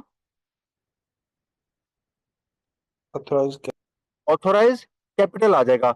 ये देखें, जब भी ऑथोराइज कैपिटल को जो लिखा जाएगा, उसमें नंबर ऑफ शेयर्स भी लिखे जाएंगे और उनकी फेस वैल्यू भी लिखी जाएगी।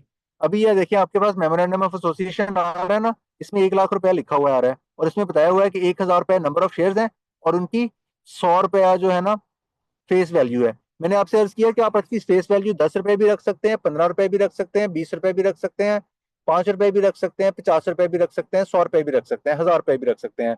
जितनी भी आप वैल्यू रखेंगे, शेयर कैपिटल को उससे डिवाइड करेंगे, तो आपके नंबर ऑफ शेयर्स क्या आ जाएंगे, बैलेंसिंग फिगर के तौर पर आ जाएंगे यहाँ पे। अच्छा, ये जो ऑथोराइज कैपिटल होता है ना, ये क्या होता है, मैक्सिमम नंबर ऑफ शेयर जितना कैपिटल कंपनी इशू कर सकती है। ये एक्चुअली इशूड कैपिटल नहीं होता, ये क्या होता है, एक मैक्सिमम नंबर ऑफ शेयर जो कि कंपनी इशू कर सकती है, उसको कहते हैं ऑथोराइज्ड कैपिटल।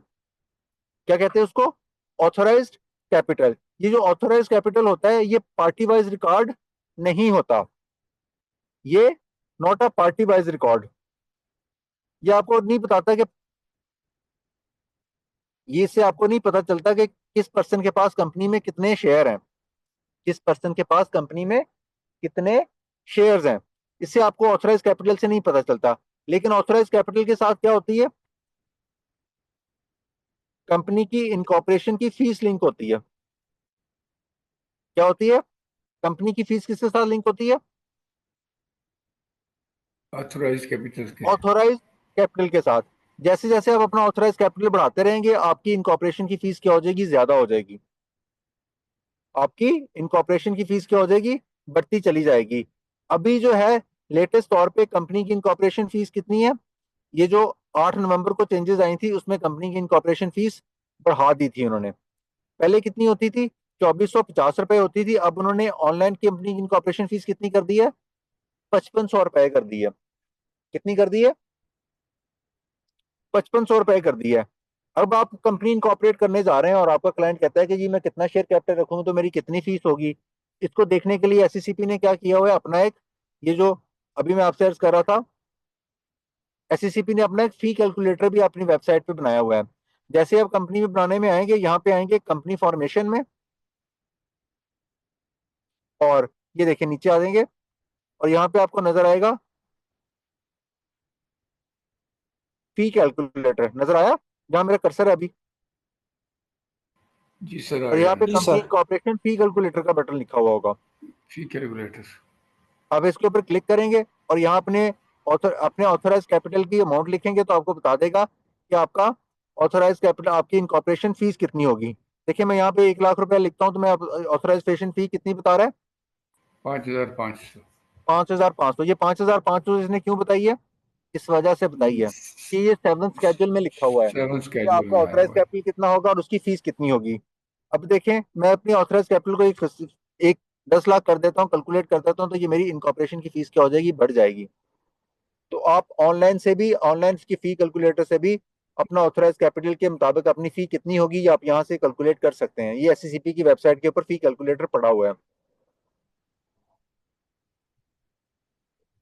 ओके। जी सर, ओके। अच्छा, ये क्या था, ऑथराइज कैपिटल जो कि मेमोरेंडम ऑफ एसोसिएशन में मेंशन किया जाता है और इसको डिवाइड किया जाता है नंबर ऑफ शेयर में और फेस वैल्यू में। और ये क्या होता है, मैक्सिमम शेयर कैपिटल होता है जो कंपनी इशू कर सकती है। ये बाद में कंपनी बढ़ा भी सकती है, ये जरूरी नहीं कि एक बार फिक्स हो गया तो बाद में चेंज नहीं हो सकता, इसमें बाद में अल्टरेशन हो सकती है। ये क्या था, ऑथराइज कैपिटल। इसी तरह एक दूसरा कैपिटल होता है जिसको क्या कहते हैं, पेड अप कैपिटल। क्या कहते हैं, सर एक क्वेश्चन था। 1 minute रुकिएगा।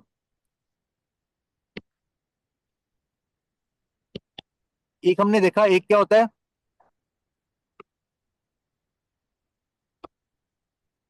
Authorised authorise share capital. Capital, और दूसरा क्या होता है, पेड अप शेयर कैपिटल।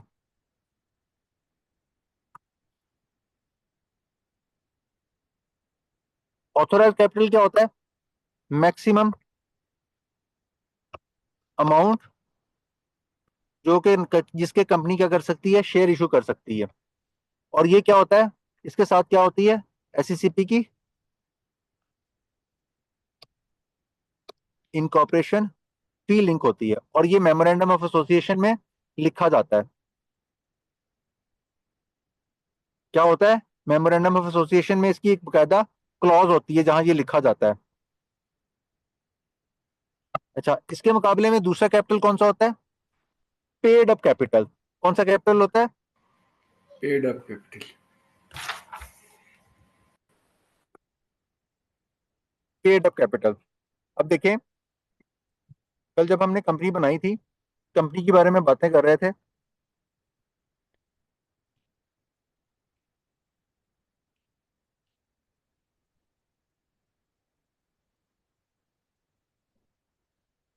और मैंने आपसे अर्ज करी थी, ये वाली डायग्राम याद आ रही है, ये वाली डायग्राम याद आ रही है। जी आ रही है सर। अच्छा,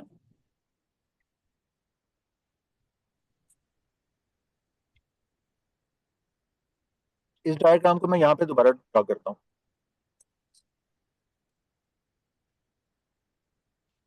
ये ये हमारे पास कुछ लोग थे जिन्होंने मिलके क्या करी थी, कंपनी फॉर्म की। कंपनी फॉर्म करी थी।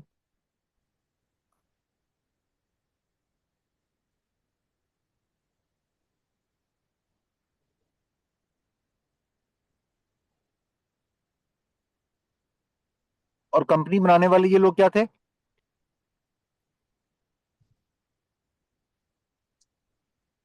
शेयर होल्डर थे, और ये क्या थी,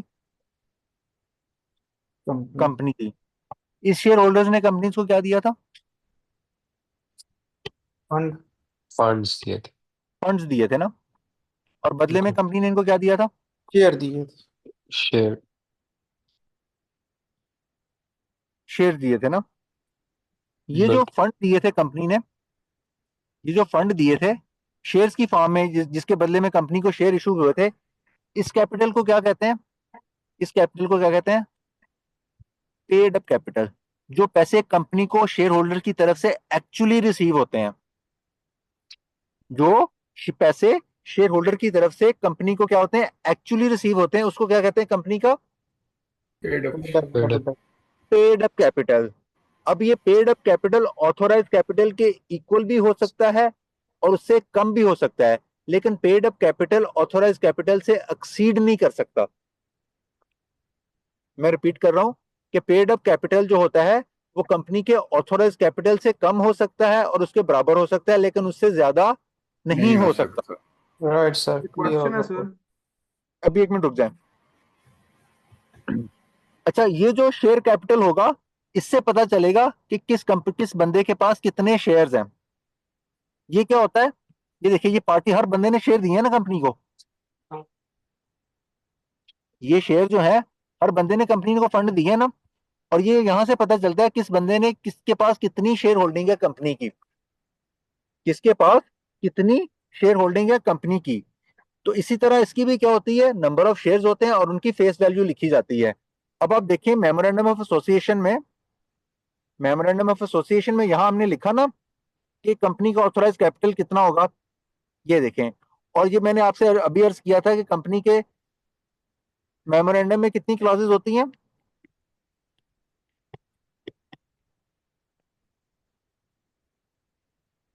ये देखें, यहाँ पे क्लास होती है कंपनी की, कौन सी क्लास होती है, सब्सक्रिप्शन क्लास होती है। ये क्लास किसके साथ लिंक होती है, पेड अप कैपिटल के साथ लिंक पेड होती है। Up capital.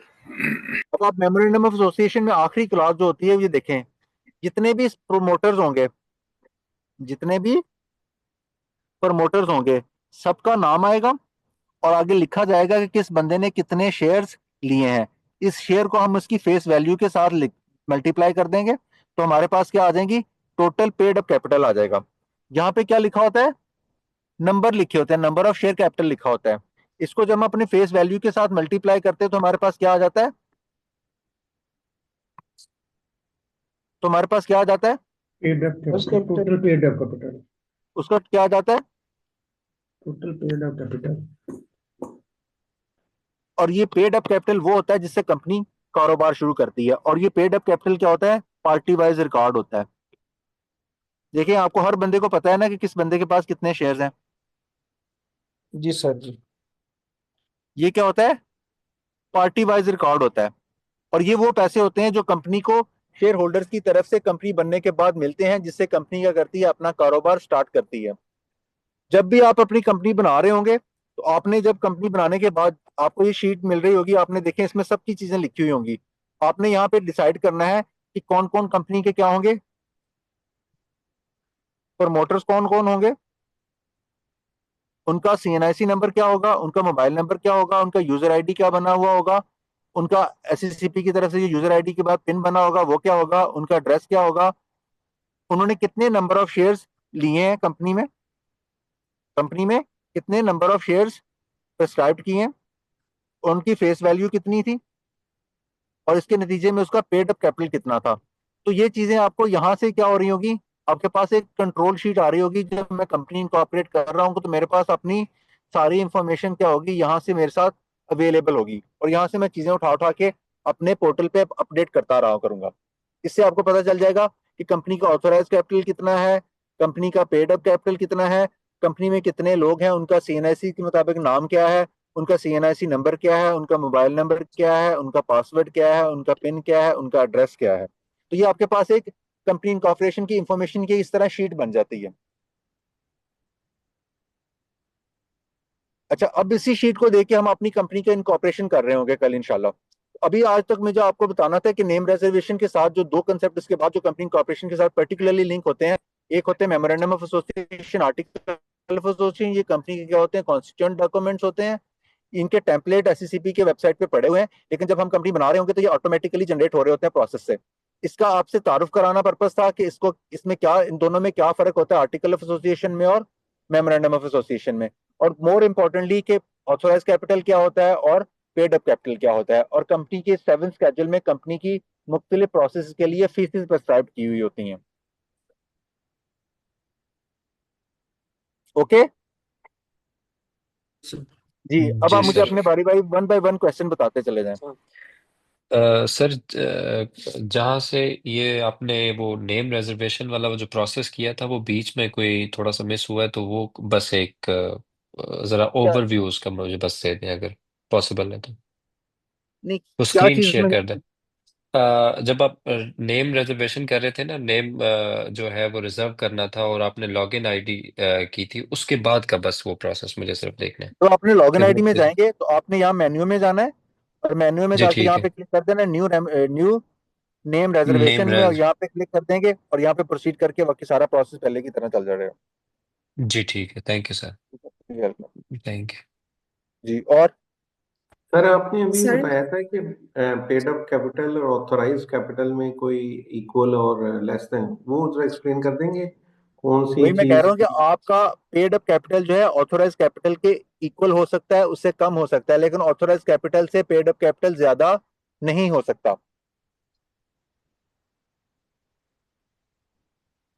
ठीक है सर। सर और जो ये हम देखें, ये कोई अब जब कंपनी इनकॉर्पोरेट कर रहे होंगे ये आपने डिसाइड किया होगा।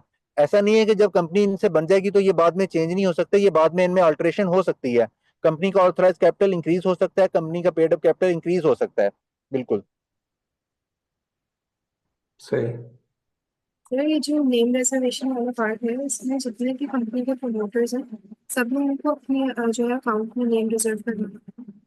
किसी एक बंदे ने करना होता है, एक बंदे ने रिजर्व करना होता है।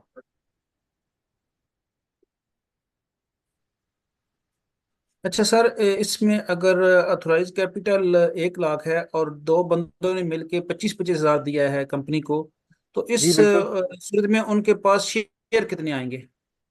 ये देखे ना, 2500 आ जाएंगे। 25,000 दिए टोटल, 50,000 शेयर के पेड अप कैपिटल हो जाएगा।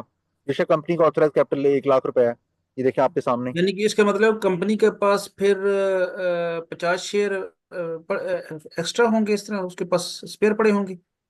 जी, अब अपना कंपनी पेड अप कैपिटल जो है ना, अपना आप company paid up capital increase कर सकती है।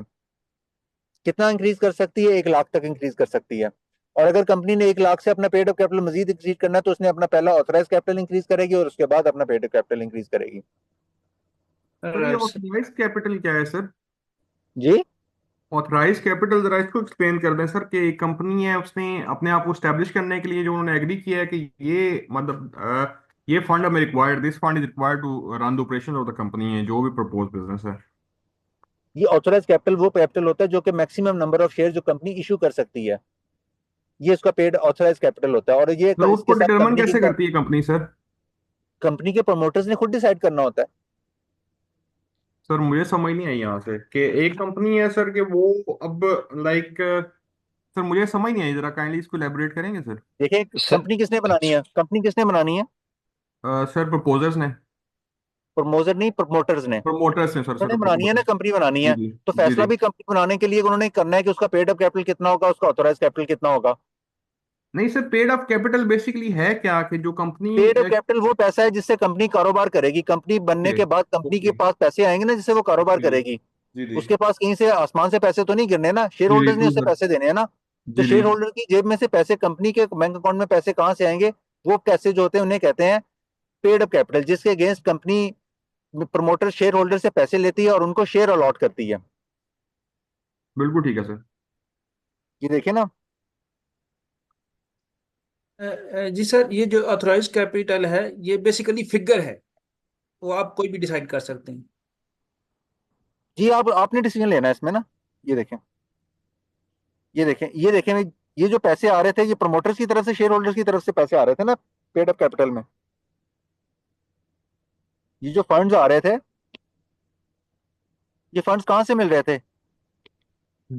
ये शेयर होल्डर्स ही दे रहे थे ना। जिसके बदले में शेयर होल्डर्स को क्या मिल रहा था? Shares share. मिल रहे थे। और ये कंपनी की नजर में क्या था?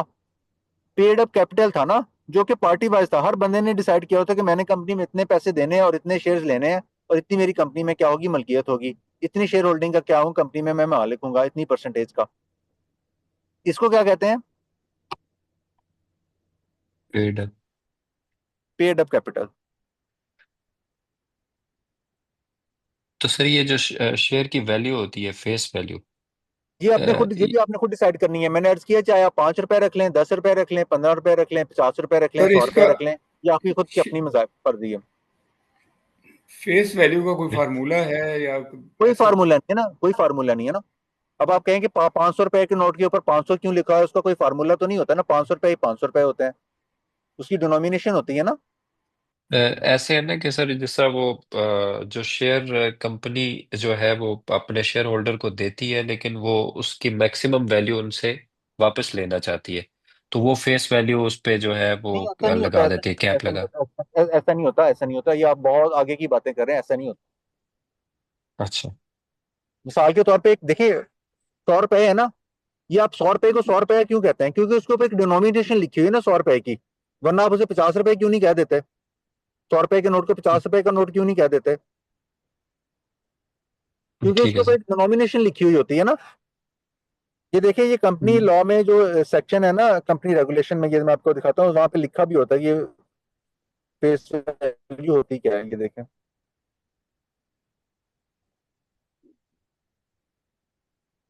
इधर गया,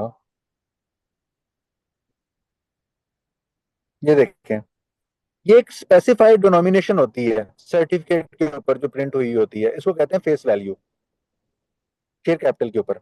और ये ऑथोराइज कैपिटल क्या होता है?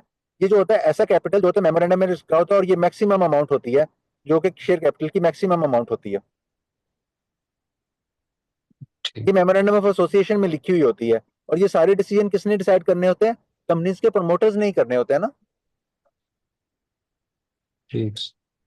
सर ये प्राइवेट लिमिटेड कंपनी में ही मतलब जो प्रमोटर्स हैं, मतलब जितने प्रमोटर्स हैं वो ही उसके शेयर होल्डर हो सकते हैं? लाइक कोई बंदा और, लाइक अगर वो शेयर अपना प्रमोटर सेल करना चाहता है और कोई नया बंदा उसको परचेज करता है, इज इट पॉसिबल कि उसके अंदर प्राइवेट लिमिटेड कंपनी में हो जाता है, या अदरवाइज वो पब्लिक लिमिटेड कंपनी की हद तक ही है?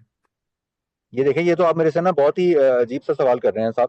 ये जी देखिए, सर। मैंने आपको पहले जो कंपनी की फीचर्स बताई थी, तब मैंने आपको सर बताया मैं था ना कल कि का लेक्चर मिस कर दिया था ना सर, सॉरी, मैं कल हाँ, का तो लेक्चर फिर लेक्चर, ये चीजें आपस में लिंक है, एक लेक्चर छोड़ेंगे पिछली चीजों का लिंक नहीं हो रहे होंगे। जी जी। ये देखिए, कल मैंने इस पे कितनी बात करी कि ये सारे शेयर्स क्या होते हैं, ट्रांसफरेबल होते हैं ना। ये तो फीचर्स कल हमने ओके। पढ़ी थी।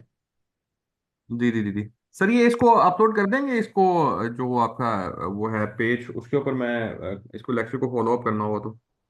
ये आप एडमिन से बात कर लीजिएगा, आपके ये लेक्चर जो है ना, आपके जो लर्निंग मैनेजमेंट सिस्टम है ना, वहाँ पे अपलोड हुए हुए होते हैं। Right sir. आप सर अपने यहाँ पे लॉगिन क्रेडेंशियल के लिए एक, बात कर यहाँ पे लीजिए। एक सर वो हमारे मतलब वो मेंबर हैं, वो कह रहे हैं कि आप एक ग्रुप बना दें sir, it is a very good suggestion कि एक ग्रुप बन जाए व्हाट्सएप पे सर, मतलब सारे जो स्टूडेंट्स हैं वो उनके लिए कंपैरेटिवली इजियर हो जाए, कन्वर्सेशन भी करना एक दूसरे के साथ भी, और वो बना हुआ है, वो ग्रुप बना हुआ है। आप अपने नहीं कंसर्न सर। कोऑर्डिनेटर से बात कर लीजिएगा इस राइट बारे सर, में। Right sir, right sir. जी, तो और ये कोई जो बात? सही है, जो ऑथोराइज्ड कैपिटल आपने कहा, ये चेंज भी हो सकता है। इसमें मुझे ये जी क्वेश्चन करना था कि क्या सपोज आज ही मैंने एक ऑथोराइज्ड कैपिटल मैंने डिक्लेयर किया, और उसके बाद उसकी आगे कोई टाइम पीरियड है कि इसको मैंने सपोज 1 लाख है, तो इसको जी कल ही सुबह मैं 2 लाख कर सकता हूँ इसको? जी, कर सकते हैं। नहीं। आज आपने कंपनी बनाई है, कल आप कहते हैं कि मैंने नहीं, ऑथराइज कैपिटल जो है ना मजीद बढ़ाना है, तो बढ़ा सकते हैं। ठीक है। दूसरा ये था कि उसको जब हम अमेंड करते हैं इसको ऑथराइज्ड कैपिटल को, दोबारा उसकी फी फिर दोबारा पड़ेगी? जी, फिर आपको डिफरेंशियल फी बतानी पड़ती है ना, डिफरेंशियल फी पे करनी पड़ती है। ये देखें, यहाँ पे आपको लिखा भी होगा फी कैलकुलेटर में, अगर ज्यादा फर्क ना हो। ऑथराइज कैपिटल, ये देखें ना, ऑथराइज कैपिटल, कैपिटल फी कैलकुलेशन वाला ये कैलकुलेटर यहाँ पे आ जाता है। आप उसको बताते थे कि ये मेरा पहला कैपिटल कितना है, मेरा पहला एग्जिस्टिंग कैपिटल कितना है, और मेरा एनहांस कैपिटल कितना है, इंक्रीज से पहले कितना था और इंक्रीज के बाद कितना है, और अपनी फी कैलकुलेट कर देंगे तो आपको बता देगा कि आपकी फी कितनी होगी। सर ये अच्छा आप sir, share sir face value की जी प्लीज वन बाय वन बात कर लें प्लीज। सर ये जो शेयर फेस वैल्यू की आप बात कर रहे हैं, जो शेयर्स होंगे, या तो जैसे आप 500 या 100 रुपए के नोट की बात कर रहे हैं, तो ये शेयर जो होते हैं, ये भी कोई हार्ड कॉपी इसके अंदर होगी क्या? ये इसके आपको कंपनी इनकॉर्पोरेशन की तरफ जाएंगे ना, इसमें 3 मार्च 2025 को लॉ में चेंजेस आई थी, नई एक फॉर्मेशन हुई है, मैं कल इससे बात कर लूंगा।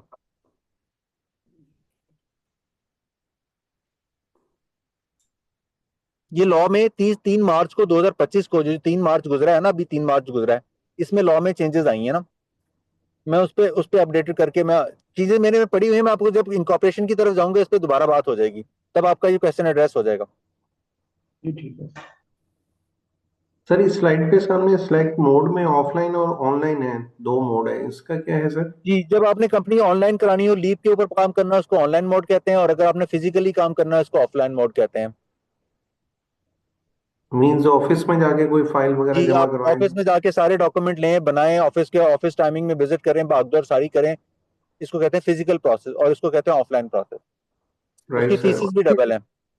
इसमें जो शॉप का हमने एड्रेस दिया था तो वो कोई टाइम पार है उस पे चेंज करने का कि हम कर सकते जी, हैं मैंने शॉप कहा के? ना कि आप सारी चीजें बाद में चेंज कर सकते हैं। अपना रजिस्टर्ड एड्रेस चेंज कर सकते हैं, अपना कंपनी का नाम चेंज कर सकते हैं, अपना पेड अप कैपिटल इंक्रीज कर सकते हैं, ऑथराइज कैपिटल इंक्रीज कर सकते हैं, सारी चीजें हो सकती हैं। अभी तो हम कंपनी बना रहे हैं, उसके फंडामेंटल जो कंसेप्ट होते हैं उनके साथ मैं आपसे रोशनास करा रहा हूँ कि ये फंडामेंटल कंसेप्ट होते हैं जो कंपनी से रिलेटेड है। ये सारे काम बाद में हो जाते हैं। अच्छा सर, ये बिजनेस सेंटर इस्लामाबाद का आपने बताया था तो उसको काइंडली बताएंगे कि अगर मैं किसी एक पंजाब की सिटी में बैठ के उसको प्रोविंस देता हूँ तो ये इसको मैं बिजनेस सेंटर इस्लामाबाद से कैसे लिंक करता हूँ? बिजनेस सेंटर ये होता है कि जो आपका कंपनी का प्रोसेस, इनकॉर्पोरेशन का प्रोसेस सेंट्रलाइज्ड हुआ हुआ है। चाहे आप कराची में बैठ के कंपनी बनाए, लाहौर में बैठ के कंपनी बनाए, आपकी कंपनी की इनकॉर्पोरेशन का प्रोसेस कहाँ पे डील हो रहा होगा? बिजनेस सेंटर इस्लामाबाद में डील हो रहा होगा। ठीक है सर। लेकिन सीआरओ ऑफिस उसका रेलेवेंट जो है वो वो आप जब उसका रेलिवेंट प्रोविंस सिलेक्ट करेंगे ना, उनकी जुरिस्डिक्शन बनी हुई है सीआर ऑफिस की, जो मैंने आपको फील्ड ऑफिस बताया ना, तो उसके हिसाब जी से आपका जो है ना ऑफिस सिलेक्ट हो जाएगा, आपको कौन सा सीआर ऑफिस लगेगा। ये ऑटोमेटिक कनेक्ट होगा जब आप सिटी देंगे उसमें? जी, आपको प्रोविंस में अपना ऑफिस का एड्रेस लिखेंगे ना, ये देखें, जब मैंने आपको कंपनी इनकॉर्पोरेशन का बताया था तो वहां पे लिखा होता ना कि ये आपका लिखा हुआ है गिवन एट लाहौर। उसमें आपका लिखा होगा कि आपको कौन सा सीआर ऑफिस लगेगा। जी ठीक है सर, आप थैंक किस यू। सीआर ऑफिस की जुरिस्डिक्शन में फॉल करेंगे?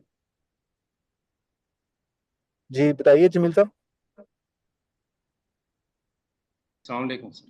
जी सर मुझे ना थोड़ा सा एक चीज में आई डोंट नो, मुझे सही समझ नहीं आई। ये आप जो कह रहे थे प्रपोजल को रजिस्टर करना होता है, प्रपोजल तो को मैं कह रहा था कि जितने भी प्रमोटर्स होते हैं ना, जितने भी प्रमोटर्स होते हैं उन सब ने अपना यूजर आईडी लीप के ऊपर बनाया हुआ होना मैंडेटरी है। अच्छा ये उससे जो, क्योंकि वो लोग उनका एनटीएन भी होगा, तो ये उसी पे बेस करा होगा, ये सेपरेट उसकी मतलब है कि रजिस्ट्रेशन है या सेपरेट उसके ऊपर आईडी उनका बनना जी, लीप एक सेपरेट आईडी है, उसका एफबीआर से भी कोई ताल्लुक नहीं है, इसको एससीसीपी डील करते हैं। मैंने कहा लीप के ऊपर उनकी आईडी बनी हुई होना जरूरी है। है? जी ठीक, ठीक, ठीक।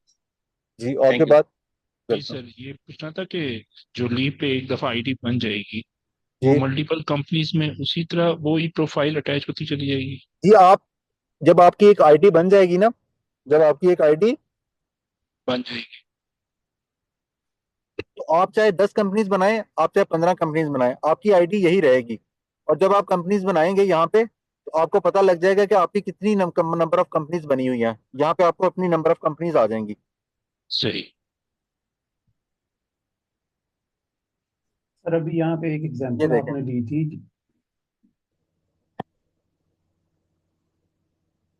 जी जी बताइए। सर बोल रहे हैं सर, अभी यहाँ पे एक एग्जांपल आपने दी थी जिसमें ना पेड अप कैपिटल जो था ना 50,000 तक यूज हुआ था और 50,000 पेंडिंग पड़ा हुआ था सपोज, ठीक है। जी उसमें दो जी प्रमोटर्स थे। अब जो जी बकाया 50,000 है सपोज उसमें से सुबह उठ के आप या मैं शेयर ले लेते हैं, तो फिर हम और आप जो है वो दोबारा उसके प्रमोटर्स या डायरेक्टर्स होंगे या शेयर होल्डर्स होंगे? ये देखो जब कंपनी प्रमोटर्स तो बनेगी ना, वो वही प्रमोटर रहेंगे ना। उसके बाद जब कंपनी बन चुकी होगी तो उसमें नए लोग आ जाएंगे तो उनको नए शेयर अलॉट हो जाएंगे। वो सारा बात का प्रोसेस है। वो जो शेयर होल्डर्स हैं उनको भी लीव का चाहिए होगा लॉगिन? जी, सबको मैंने कहा, सबको, तमाम प्रमोटर्स को, जितने भी कंपनी में शेयर होल्डर्स होंगे, तमाम का लीप के ऊपर पोर्टल होना जरूरी है, लॉगिन यूजर रजिस्ट्रेशन होना जरूरी है। जी ठीक है। इवन उसके पास एक शेयर हो? जी, चाहे उसके पास एक शेयर हो। Clear. जी ओके है।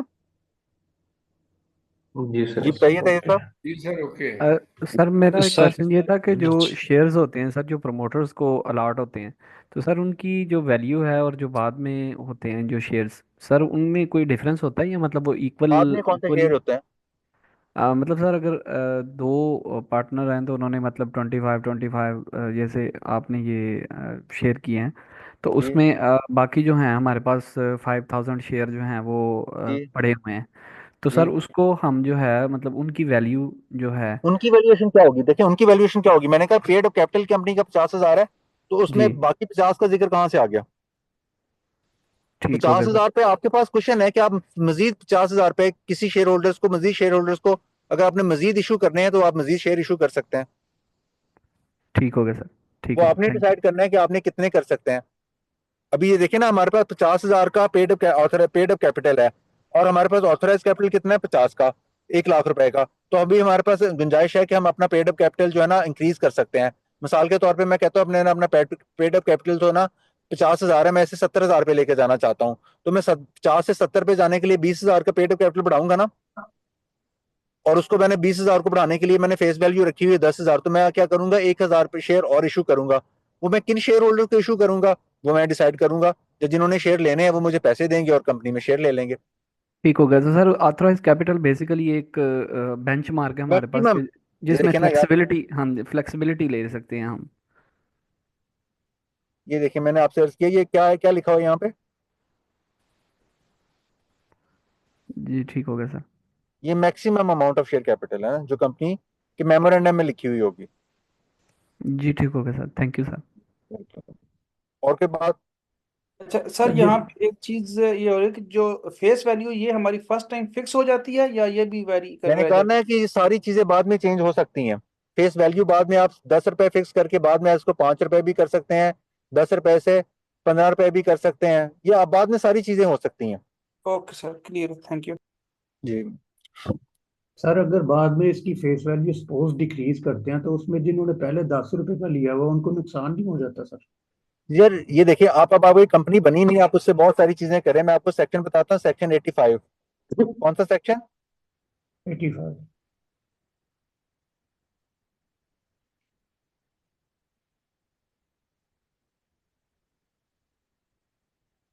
कि कंपनी के पावर, कंपनी का ऑथराइज कैपिटल, शेयर कैपिटल ना इंक्रीज हो सकता है, इंक्रीज भी हो सकता है, डिक्रीज भी हो सकता है, कंसोलिडेट भी हो सकता है, डिवाइड भी हो सकता है, शेयर सब डिवाइड हो सकते हैं, शेयर कैंसिल हो सकते हैं। ये सारी पावर्स कंपनीज के पास हैं।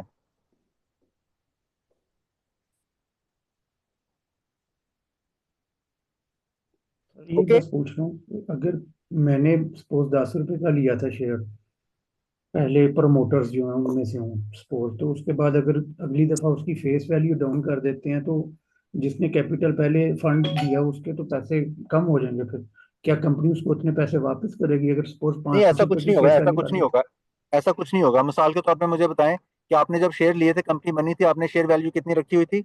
आपने कितने दस पैसे रुपये दिए थे कंपनी को? 25,000 रुपए दिए थे ना। 25 अब हजार आप क्या जी कहते हैं सर। कि आप कंपनी ने अपना शेयर कैपिटल की वैल्यू चेंज कर दी है?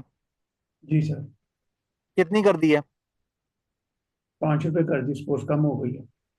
5 रुपए हो गई है ना, ठीक है, मैं कहता हूँ 5 रुपए जी। हो गई है। अब क्या होगा, आपका पेड अप कैपिटल कितना रहेगा? 25,000 ही रहेगा। और आपके नंबर ऑफ शेयर्स क्या हो जाएंगे? ओके 50। 50,000 हो जाएंगे। ठीक हो।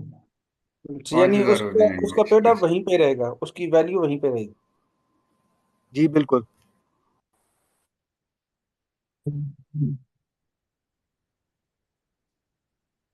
मेरा कैपिटल पेड अप कैपिटल पे कंसिस्ट करेगा, नंबर ऑफ शेयर्स पे नहीं करेगा, सही सर?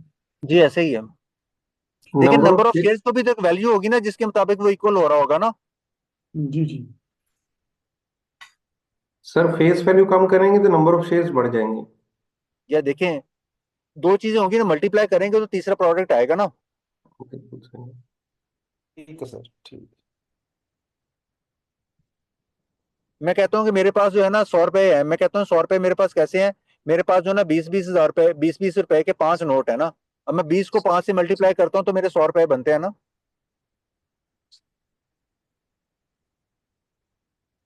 जी ठीक हो गया सर। जी। जी बताइए, और किसी के दो हैंड रेज हुए हैं? जी सर, वो ये जो स- फेस वैल्यू है, ये एक ही दफा डिफाइन करनी थी ना स्टार्ट में, बाद में तो चेंज नहीं हो सकती। यार इतनी बार बताया कि ये सारी चीजें चेंज हो सकती हैं। अभी आपको सेक्शन खोल के बताया कि ये बाद में चीजें चेंज हो सकती हैं, ये देखें लिखा हुआ है, सब चीजें चेंज हो सकती हैं। इवन फेस वैल्यू, ओके ठीक। जी। जी और के बाद अ, जी सर, ये एक चीज कंफर्म करनी थी कि जिस तरह अब आपने बताया कि हर जो है वो प्रमोटर उसकी उधर लीप पे आईडी बननी होगी। तो जब भी हम कंपनी को मतलब रजिस्टर करेंगे तो वो एक जो है वो उसका पार्टिसिपेंट वो करेगा और बाकियों को उसमें ऐड करेगा ये या ये कल जब हम इंकॉर्पोरेट कर रहे होंगे आपका क्वेश्चन कल एड्रेस हो जाएगा। जी ठीक है थैंक यू सर। सर कल भी क्लास होगी? जी होगी इंशाल्लाह। अच्छा सर, इसमें रिक्वेस्ट करनी थी, ये जो एक्सेल की फाइल और आपकी वो जो ड्राइंग का पेज होता है बोर्ड, व्हाइट बोर्ड का, वो शेयर हो सकते हैं सर? नहीं, मैं वो शेयर नहीं करता। देखिए, आप चीजें इस तरह मुझसे सुनते रहेंगे तो चीजें अपने हाथ से करेंगे नहीं, तो फिर आपको फायदा क्या हुआ ना। मुझे सुनना कोई सवाब का काम थोड़ी है जब आप अपने अपने एंड का काम नहीं करेंगे। ये मैंने आपको ओरिएंटेशन में आपको घोड़ा बना के भी दिखाया था कि आपके हिस्से का काम आपने करना है। ये एक्सेल शीट कोई इतनी बड़ी रॉकेट साइंस तो नहीं है। अभी आपके पास लेक्चर बना, आप अपने पास एक्सेल शीट बना सकते हैं ना। इसमें कोई इतनी बड़ी कोई टेक्निकल चीज तो नहीं लिखी हुई ना। जी ठीक है सर, ठीक, नो इसी इशू। तरह आप अपने पास अपनी डायरी में चीजें लिखें, जब आप उसको देखें अखबार की तरह फ्लिप कर रहे होंगे तो आपको बहुत सारी चीजें रिकॉल हो रही होंगी। जब आप अपने चीजों को ना देखिए, याद सुनने से चीजें थोड़ी देर तक माइंड में रिटेन रहती हैं। जब उनको आपके जेहन में भी होगे, आप उनको लिखेंगे, आपको रिकॉल करना, माइंड में रिटेन करना उतना ही आसान होगा। सर इसलिए कहते हैं ये जो विजुअल चीजें हैं ना, वो जल्दी रिमाइंड हो जाती है ना चीजें, उनको देख के हम वो जो जो भी आप बोल रहे हैं तो जल्दी याद हो जाएगा। याद तो हो जाएंगी। आप अपने पास नोटबुक रखिए, उसमें चीजें नोट करते चले जाएं, तो ये आप देखेंगे कुछ अर्से बाद ये आपका सबसे अच्छा सोर्स ऑफ नॉलेज होगा। जी ठीक हो गया sir.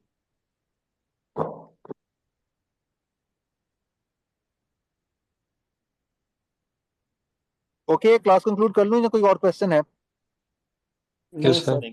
Okay sir, thank you. चलें, सही है। कल हम इंशाल्लाह कंपनी इनकॉर्पोरेट कर रहे होंगे इंशाल्लाह सर। इंशाल्लाह। ओके, अल्लाह हाफिज। Thank you, sir. Thank you for your patience.